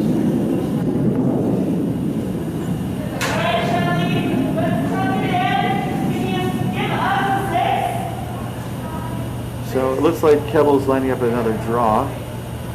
It looks like they have a good line and a good weight dialed in for Shelly Moore Sudi's next or first.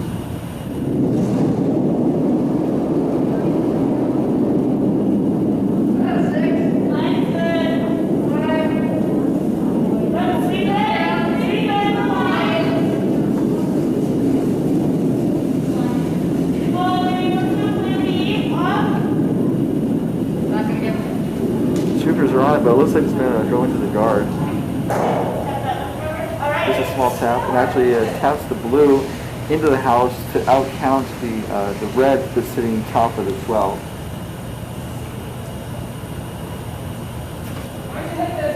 Looking at the overhead cameras, there's a red in the back 12, and it's also further out the two rocks at the top of the house. So Amanda Landry Gonzalez's first shot here underway.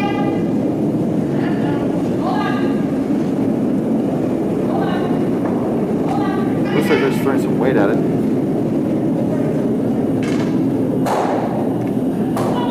And it just clips the shot rock. So a pretty good attempt.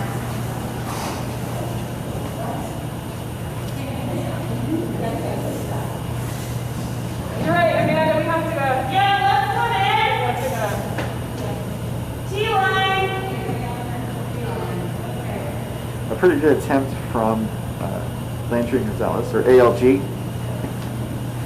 as we have Morisudi's second rock coming. It looks like they're going to draw a round.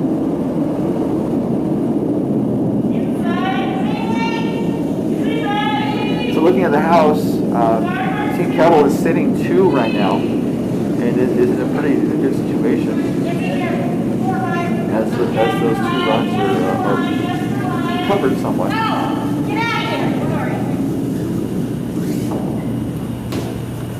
It just whiskers that rock to the top. and comes into the house in the 8-foot. And so now Team Kelble is sitting 3 in the house.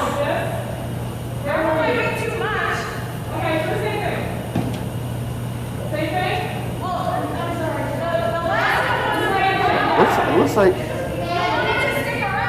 Coutts wants to stay on that left side of the sheet, even though that's all the rocks are on the right side. They could draw around, but it looks like they're seeing for another takeout.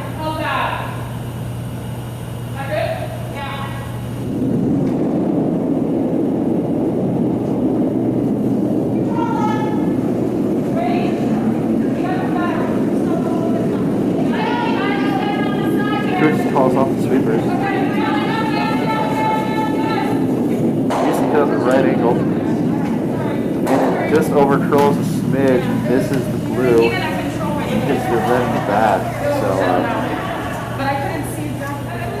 unfortunately in this, although they did leave the shooter at the top of the house, and so it is possible for Coutts to try that angle run back again.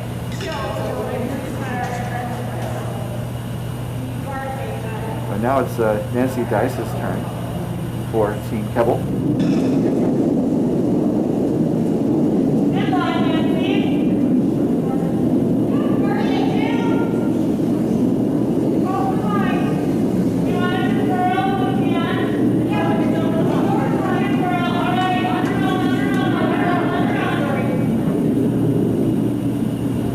Looks like it's overcurling what they wanted to.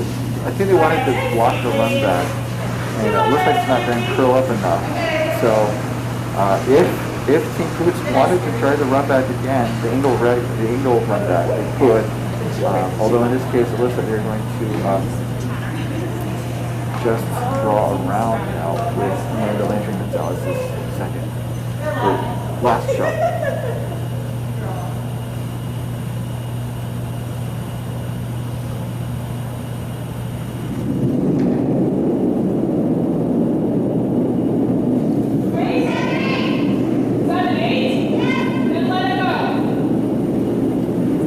Sounds like it's a bit heavy. I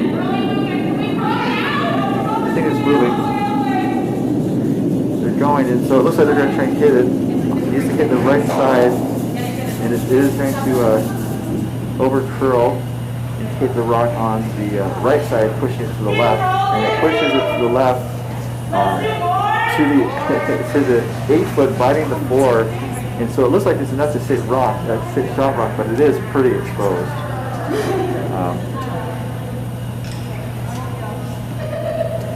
Nancy Dice and Kelble are getting their shot lined up.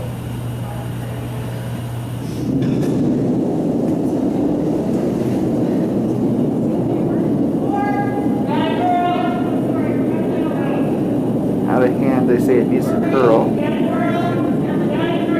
It looks like it's going to be wide, and it's going to probably go. Well, actually, it looks like they're going to make some contact.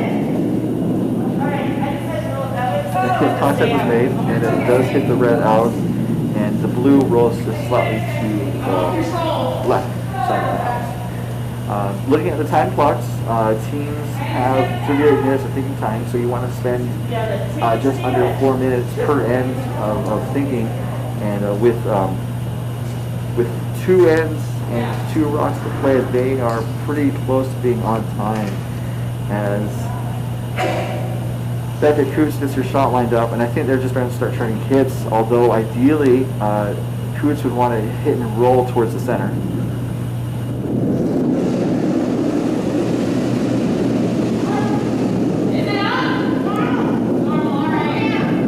So they call them normal.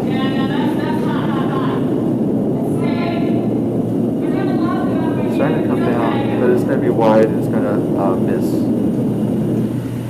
So the door is pretty open for Team Kelble to get right back into this game, having the hammer here in the 8th inning. And I apologize, Team Coutts has the hammer. Team Coutts has the hammer, and no, Kelble has the hammer. I'm sorry.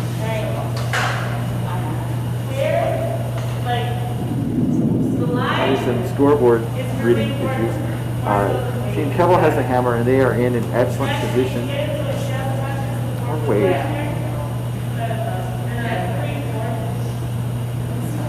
Yes, okay, Team Kelble has the hammer. They are in an excellent position because they're sitting 4. They can get right back into this game with a multiple point score. They don't need to get all 5 in this end, but they are in a position to do so. As they line up the shots, I would think the best shot would be just try and place a rock right on the path to the button to prevent Coutts from having an easy shot to try and just minimize this potential scoring bonanza from Team Kelble.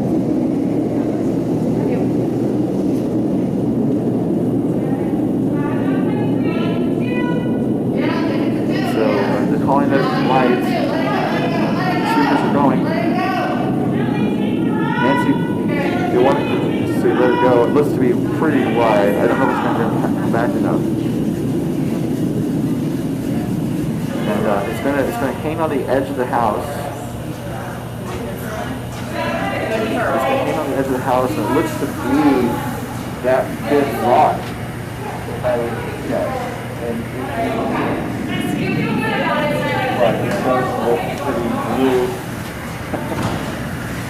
So Christmas is just a couple weeks away, but we are having a blue house right now here at the 2022 MoPac Women's Club Playdowns. Coutts is facing a jam, facing 5, possibly letting Kelble back into this game here in the late ends. And it looks like the shot that's lined up is a draw behind all those guards to hopefully stay shot. If they can freeze it off or get it really close to that blue in the back 4 foot, that would be a saver for Team Coutts. Here we go. Back to Coutts with her last draw.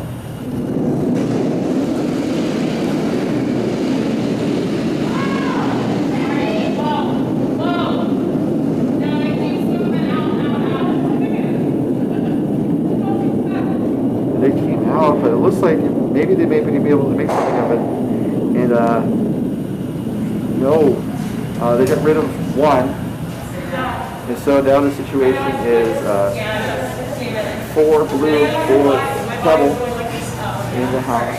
And they have a draw for almost full 12 foot, almost the entirety of the house to get that big point. And it's going to be a whole new ball game, folks, if this shot is made. As Rebecca Kelble is set up for her shot.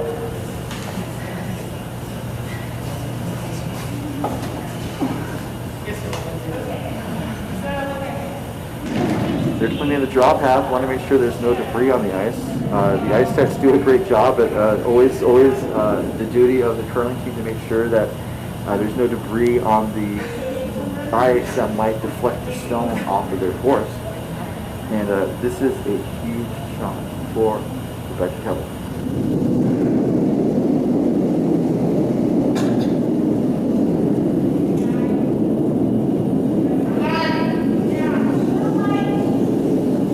Supers are on it. They're encouraging the stones to get there. These lights a little tight. It needs to get around that guard. It's going to get around the guard. No, it's going to wick off. It's going to go into the house. It is going to just bite the outside of the house and not count. So it is going to be a score of 4 for Kelble.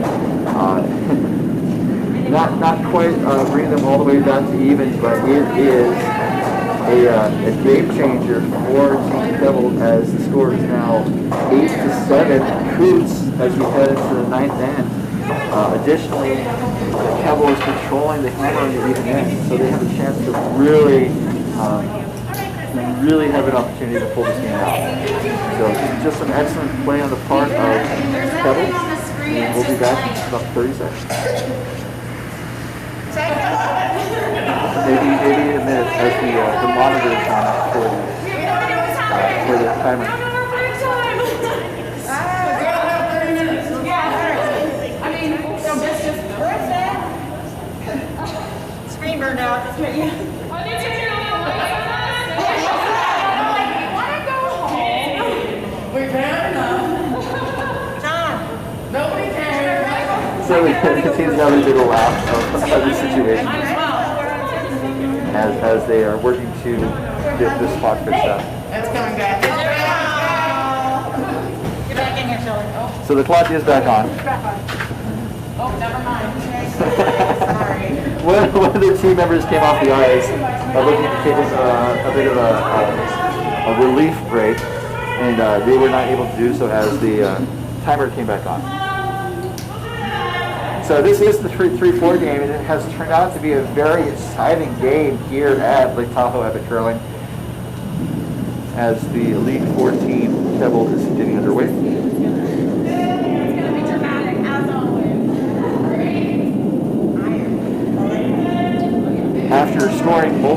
After controlling much of the scoring through the game, Hollywood's Team Coutts was up 8-3 after the 7th end, and Team Kelble had a great end in the 8th to really come back into this game with a 4-ender. Ready then. So now Coutts has the hammer and is a much closer game. The margin of error is a bit small. It's a lot smaller than it was just a minute ago. So the other game was our 1-2 game between Team Burton from Team Burton from Coyotes Curling outside of Phoenix, and Team Feldman from White Country Curling, which is from White Country outside of Sacramento.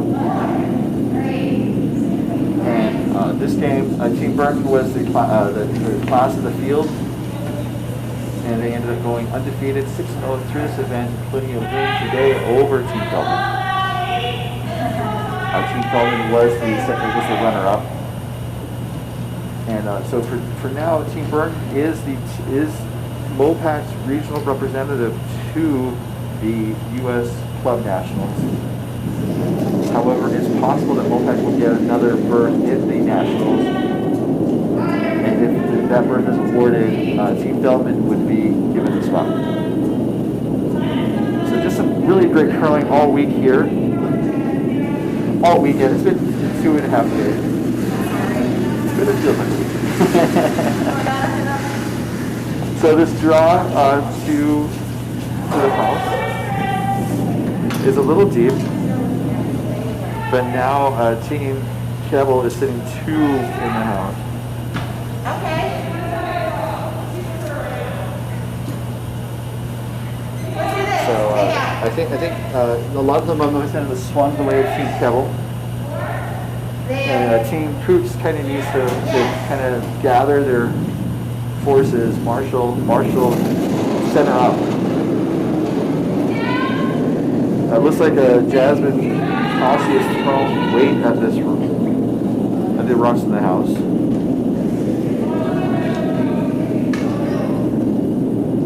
It looks like they are going to get the red guard and push it through out of play.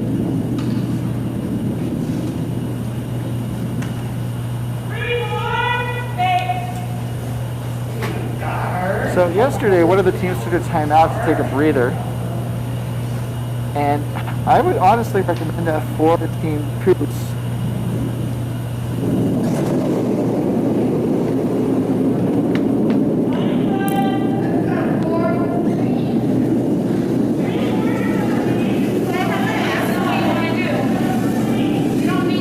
I would recommend a timeout for Team Coutts because they gave them a big end, and they probably maybe need to kind of just refocus and look at what goals they have to fix this game.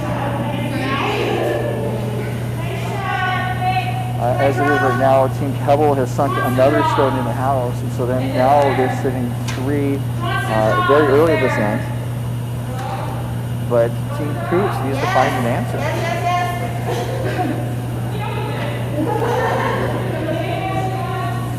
It looks like they're going to draw. So kind of a resetting from what they tried before.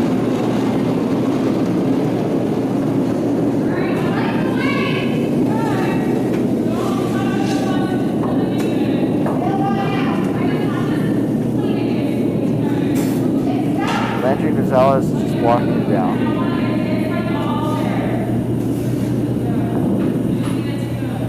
is going to get into the house. It looks like a pretty good stone. Actually, they probably could sweep it so it can get more towards the back. And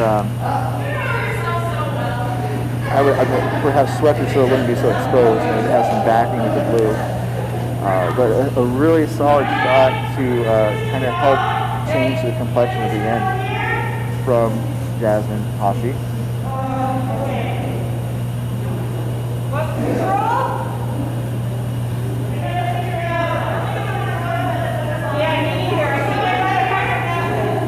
Now for Team Kelble, they could look to steal this end. I mean, they're in a really great situation to steal this end.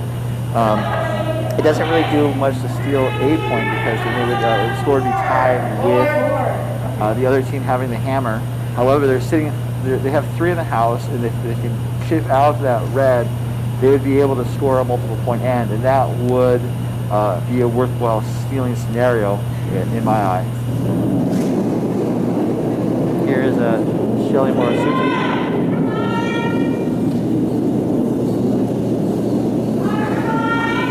Looks like they were throwing weight at it. The line's going to be important for this hit. They're hitting it on the inside. Actually, it's going to crash on their blues, and one of the blues is going to go out of play, and I think the shooter is going to roll to the right.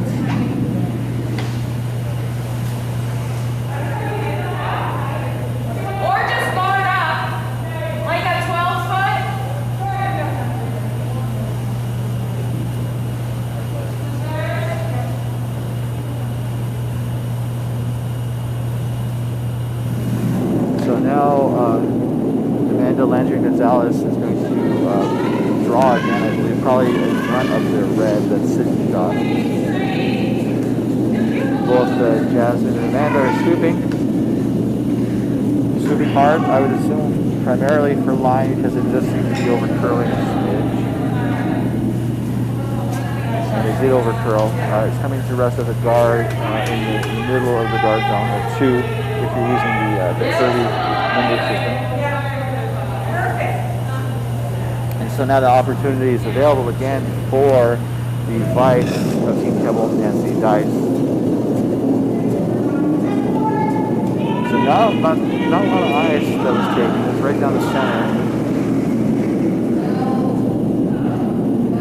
Supers is walking it down. It might be, it's inside, it's going to crash on the red. It's going to push the red towards the house, but it's going to have enough force to push it through and out of play. So Coutts gets another chance to kind of protect the shot rock. Looking at the situation, it would be perhaps one of those situations where you would want to lock one on top if you can, which is it's honestly a tricky shot, moderately tricky shot. A guard is fine, and that offers opportunities later in the end. But you don't necessarily want to offer up a double to Team Kelble. This shot's going to overcurl a bit, but they might be able to get around the blue, and not quite. It's going to come to a rest in the 12 and 8 foot area. It doesn't appear to outcount any of the other blues in the house, so it's still 1 shot rock for Coutts. Thank you. And Kelble has 2, 3, 4, and then Coutts has the 5th shot in the house. Here is Nancy Dice's last throw of the end. In the 9th here, let's turn to a very entertaining game here at Tahoe Epic Curling. I think it's overcurling again.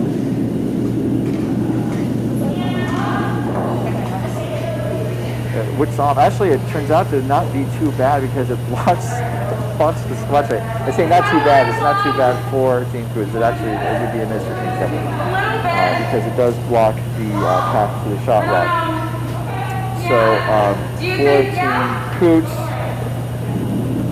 the right side of the sheet is wide open now. I say wide open. There's 1 blue, but that is where most of the opportunity is for Landry and Gonzalez's last rock. They need a drop. It needs to be, I would say it needs to be full 8 foot around the guard. I don't think you get around the guard. Especially hit the blue, and they don't want to hit the blue blue into the house. And unfortunately, that is what has happened. And disaster for Team Coutts as they ran the blue from Team Kelble into the house onto the button, and it's now Team Kelble sitting shot rock, just the one, but just a unfortunate turn of events for Team Coutts.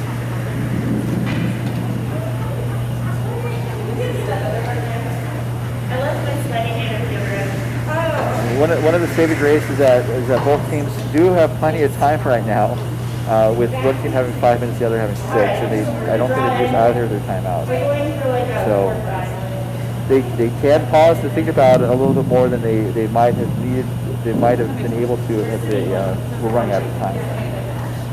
Because this is a fairly complicated end. There's a lot of rocks in play. There's a lot of different angles, and we are going to see what Rebecca and Kelble will do with their first shot. Her first shot.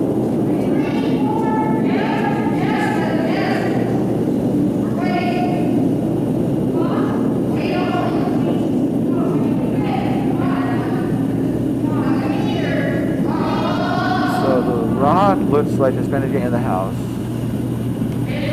Looks like it's going to be, actually it's slung up. So it's going to be just a tight guard.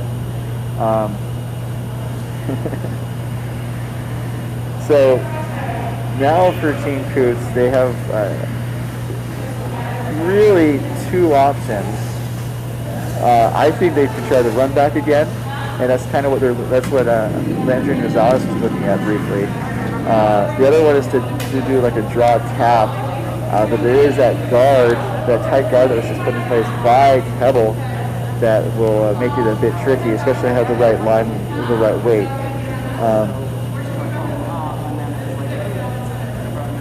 It's just a very tricky situation. Looking to see if there's other possibilities around the house.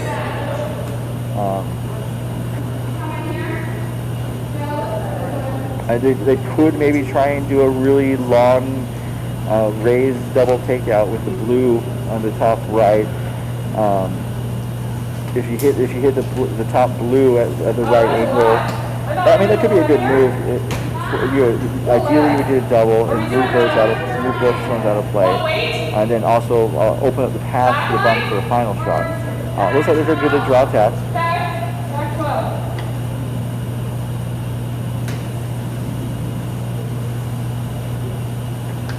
This is Rebecca Coutts' first rock here in the ninth end.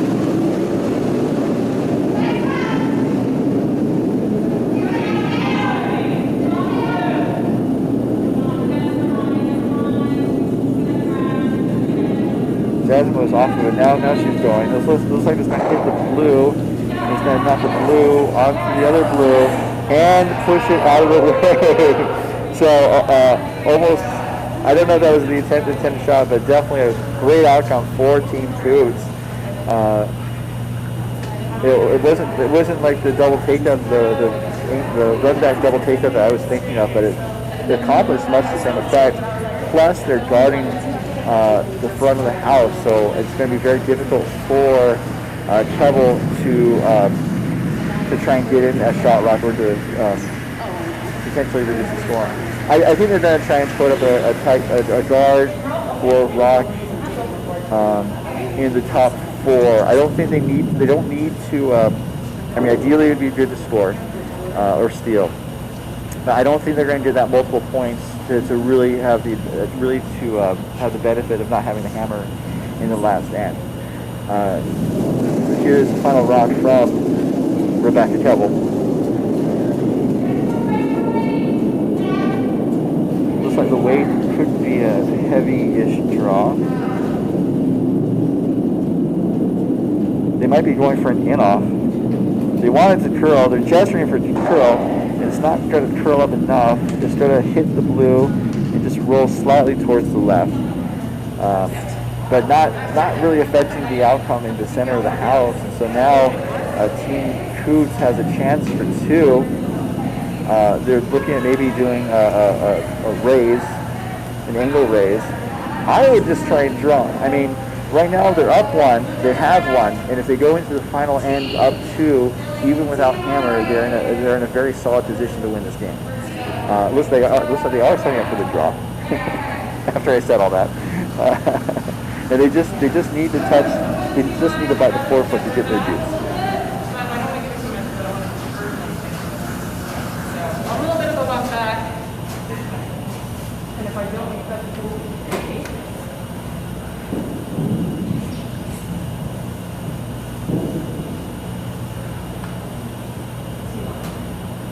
So here we go. This is a chance to regain some of the momentum from the last end, the last shot back at Coutts.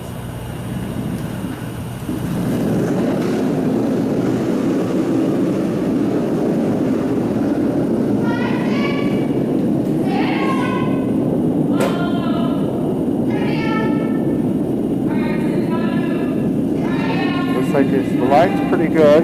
The weight, they might wick off the blue that is sitting, actually that's going to curl around. It needs to be around the high guard. It's going to be around the guard, so now it's a matter of line. They need to get to the forefoot. They need to get to the forefoot, and they're going to fall just short.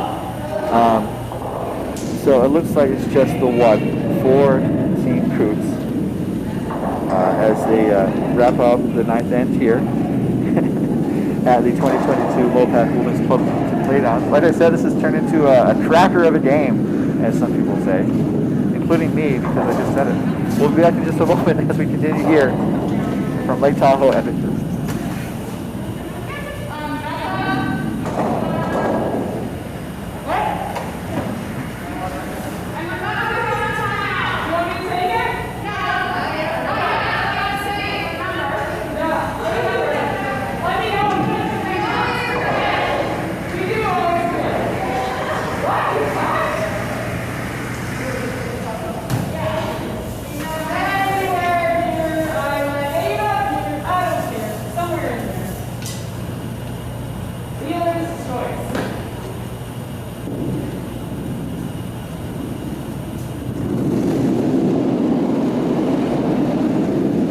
We are back here for the 10th and final end after Team Coutts jumped to an 8-3 lead. Team Kelble from Lake Tahoe Epic Curling scored a 4-ender to really change the tenor of the game, and now we are headed for a final 10th end, barring an extra end, to see who will prevail. Right now it is Team Coutts from Hollywood with a 9-7 lead over Team Kelble. This is your announcer Ryan Olson with you, and I'm glad that you have stuck with us as it's turned into quite a fascinating game.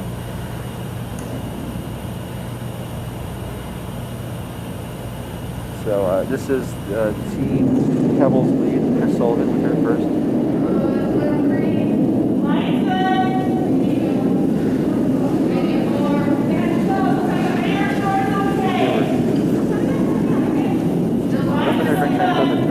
They do have the hammer, saying Team Kelble, and so they do need to generate offense, but it looks like they're just trying to put rocks in play. And they're going to draw around the guard that was put up by Hollywood's Team Coutts. And a pretty good come around. I say pretty good, it's in play, it's in the top of the house, but it's not close to being buried. It's less than a fifth buried. So it's in the house. It's the top of the house. Team Coutts could try and chip it out if they wanted to, but it looks like they're going to try do a draw of their own, maybe a draw tap, as the next draw comes from Coutts' lead, Jasmine Hashi. Based on the weight, it looks like it could be a draw tap. Coutts is calling off the sweeper. And it looks like it's going to go through the house, although it is curling up a bit, but it is not going to curl up enough, and it's going to go out of play.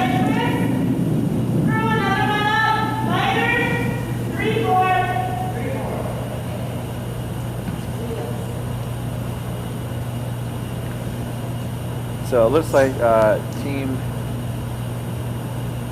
Kelble wants to repeat the first shot. Here's Sullivan.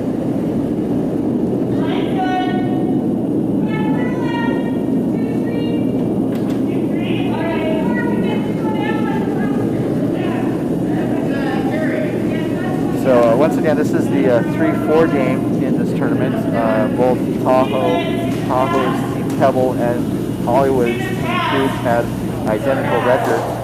And so this will determine who's third and who's fourth. The 1-2 game was not going to decide who was first or second. That was decided last night, but it was going to just be a game between the first and second place teams. The first place team, Burton from Coyotes Curling Club, finished an undefeated run, 6-0, by beating Team Feldman from Wine Country Curling earlier today. That game was over at the mid-game break.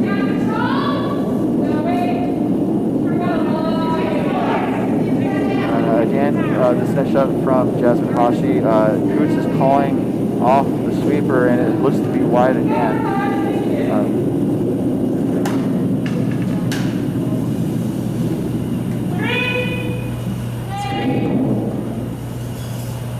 So a pair of unfortunate misses.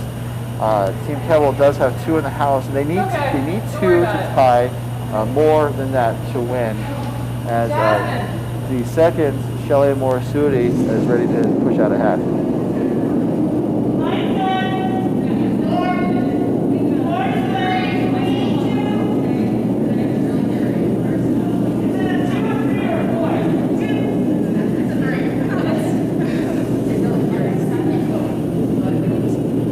Colorado is part of the Central America curling continent. So this net struck from Morisuti is a guard.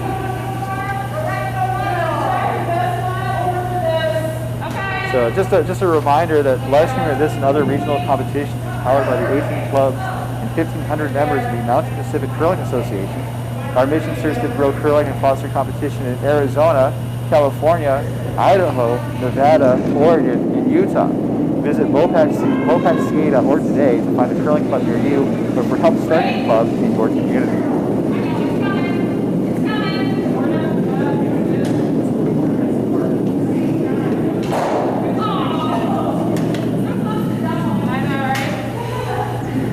So the takeout from Team Coutts appears to be successful. It rolls open, so Team Kelble is going to make a play on it. So Oregon's interesting because Klamath Falls and Bend, Oregon are still part of MoPac. And this is Morisuti's next shot.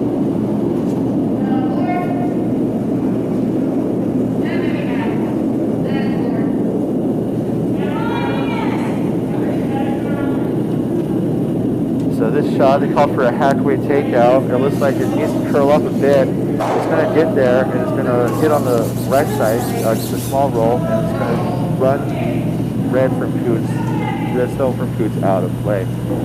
So Kelble, they've also been moving around a bit.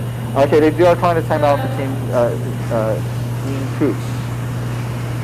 So they're going to take their 90 seconds to just kind of look things over. They are up by 2. They're in a decent situation in terms of the score, but given where things are on the ice, they need the timeout.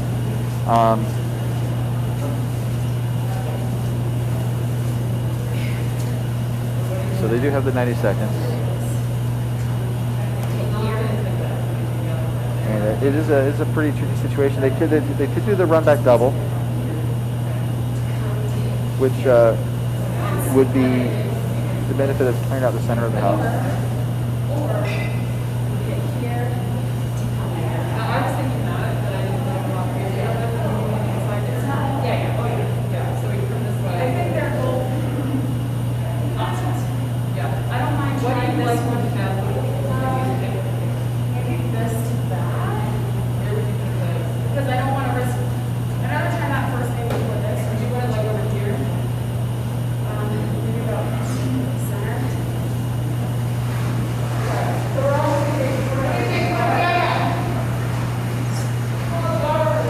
So the teams are not mic'd up, but we do have microphones on the cameras that are on.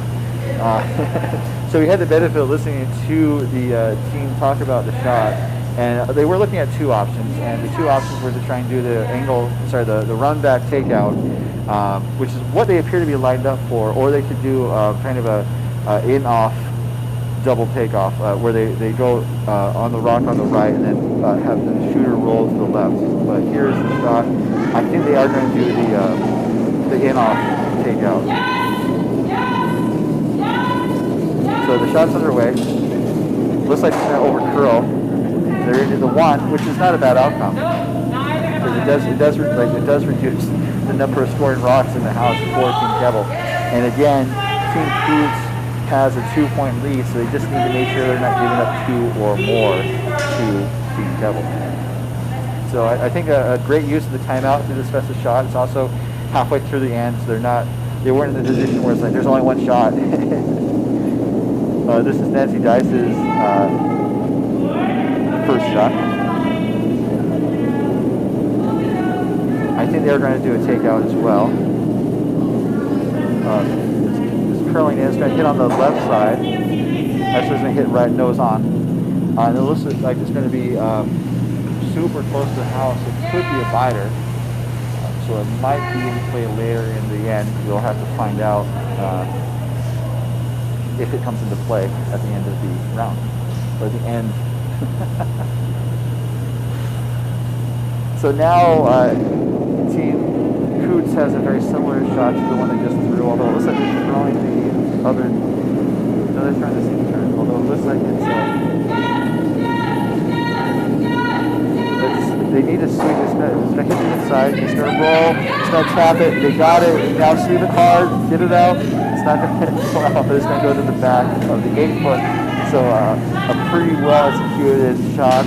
They weren't able to fully get that shot rock out of the house, but they pushed it to the back of the house and can provide backing for both teams, but really hopefully for Coutts to get a stone in there and to secure the win. So this is Dice throwing a draw after throwing a takeout. We'll see if the weight, the line is on. It can be tricky sometimes for curlers to throw a lightweight draw and then shift to a takeout or vice versa. I think some people say it's hard to go from a takeout to a draw. In this case, it looks like it's going to be light. So just stuff to work on.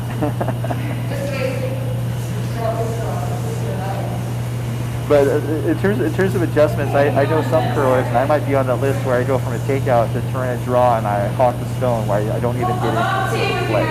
So a fairly decent. Some of the people in the room are agreeing. So it's just one of the things that curlers work on is to make sure they can adjust their weights to match the shot. Also, with curling, you see it on TV. You don't really think about the sweepers necessarily, but they are sweeping really hard, and their heart rates can go up to 160 heartbeats a minute. Heartbeats a second would be a lot.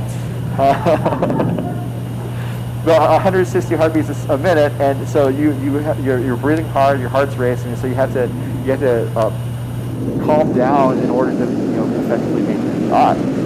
This is Becky Coutts' first 2 skip stones.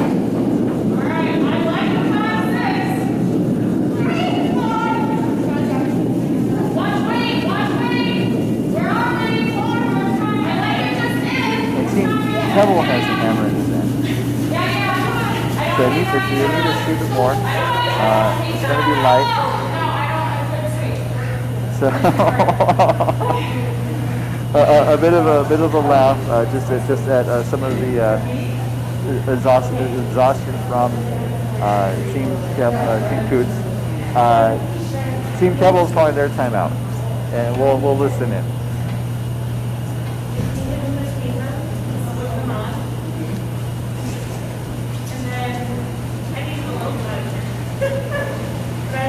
The coach for Team Kelble gets out on the ice, Raju. Do you think it's best to come this way or this way?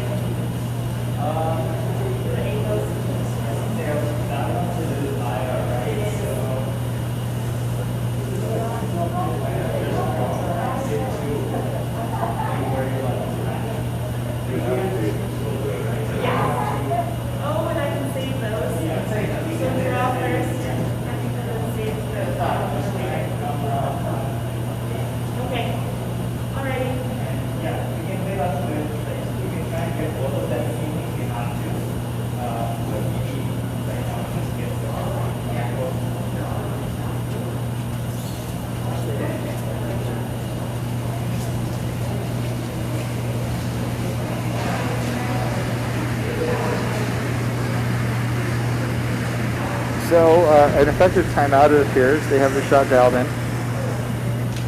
It looks like they're going to do a draw. I think they were looking at a couple options. One of these shots could have been kind of running back one of their blues at the top of the house into the house. And that's a possibility, but that does increase the level of difficulty.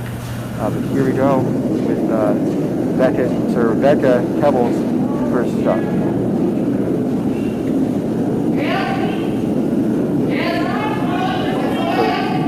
Going for the draw. Needs to make sure they have enough eyes. Need to make sure they have enough line.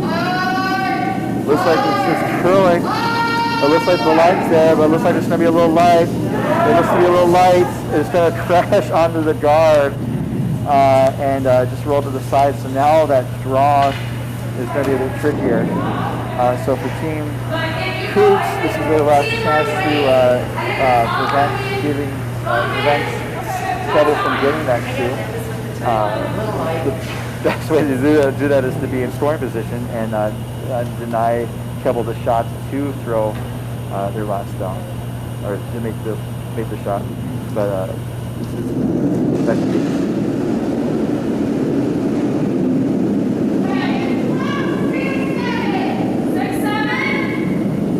The thing is around T weight, about 7 on the 30 scale. It's curling, so maybe look for a plan B. They have a port actually. It curls up enough. Now I'm just going to roll, just going to push the blue in. So, not the shot necessarily that they wanted, but it definitely leaves, it opened up a port for Team Kelble. So basically, Team Kelble, all Team Kelble needs to do is touch the 8-foot to get 2 points and force an extra end against Team Coutts. And just hear the comeback.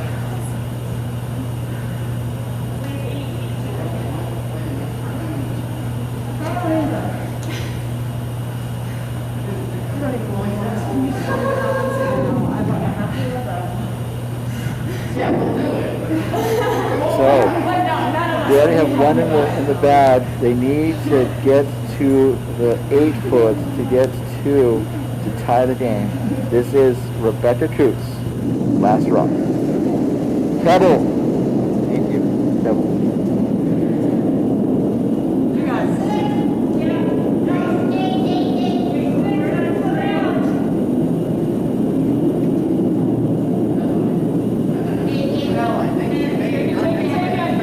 So the rub, they're saying it's a bit heavy in the warm room, and it looks like it will be.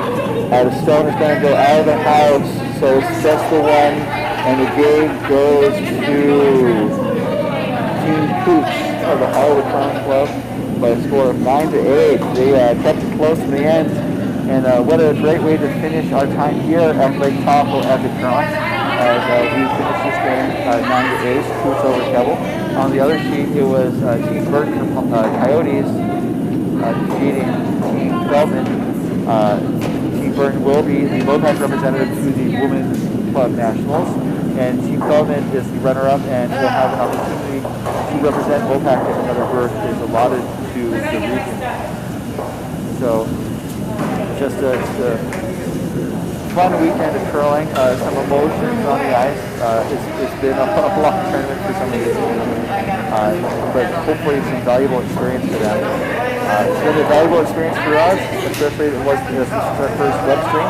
We really enjoyed it, and we hope you'll tune in next week, or actually later this week, starting Thursday, for the start of the 2022 MoPac Men's Playdowns and Club Playdowns at Coyotes Curling just outside Phoenix. For all of us here at MoPac, this is your announcer Ryan Olson saying so long from Lake Tahoe Epic Curling. Good afternoon and good curling. Thank you so much.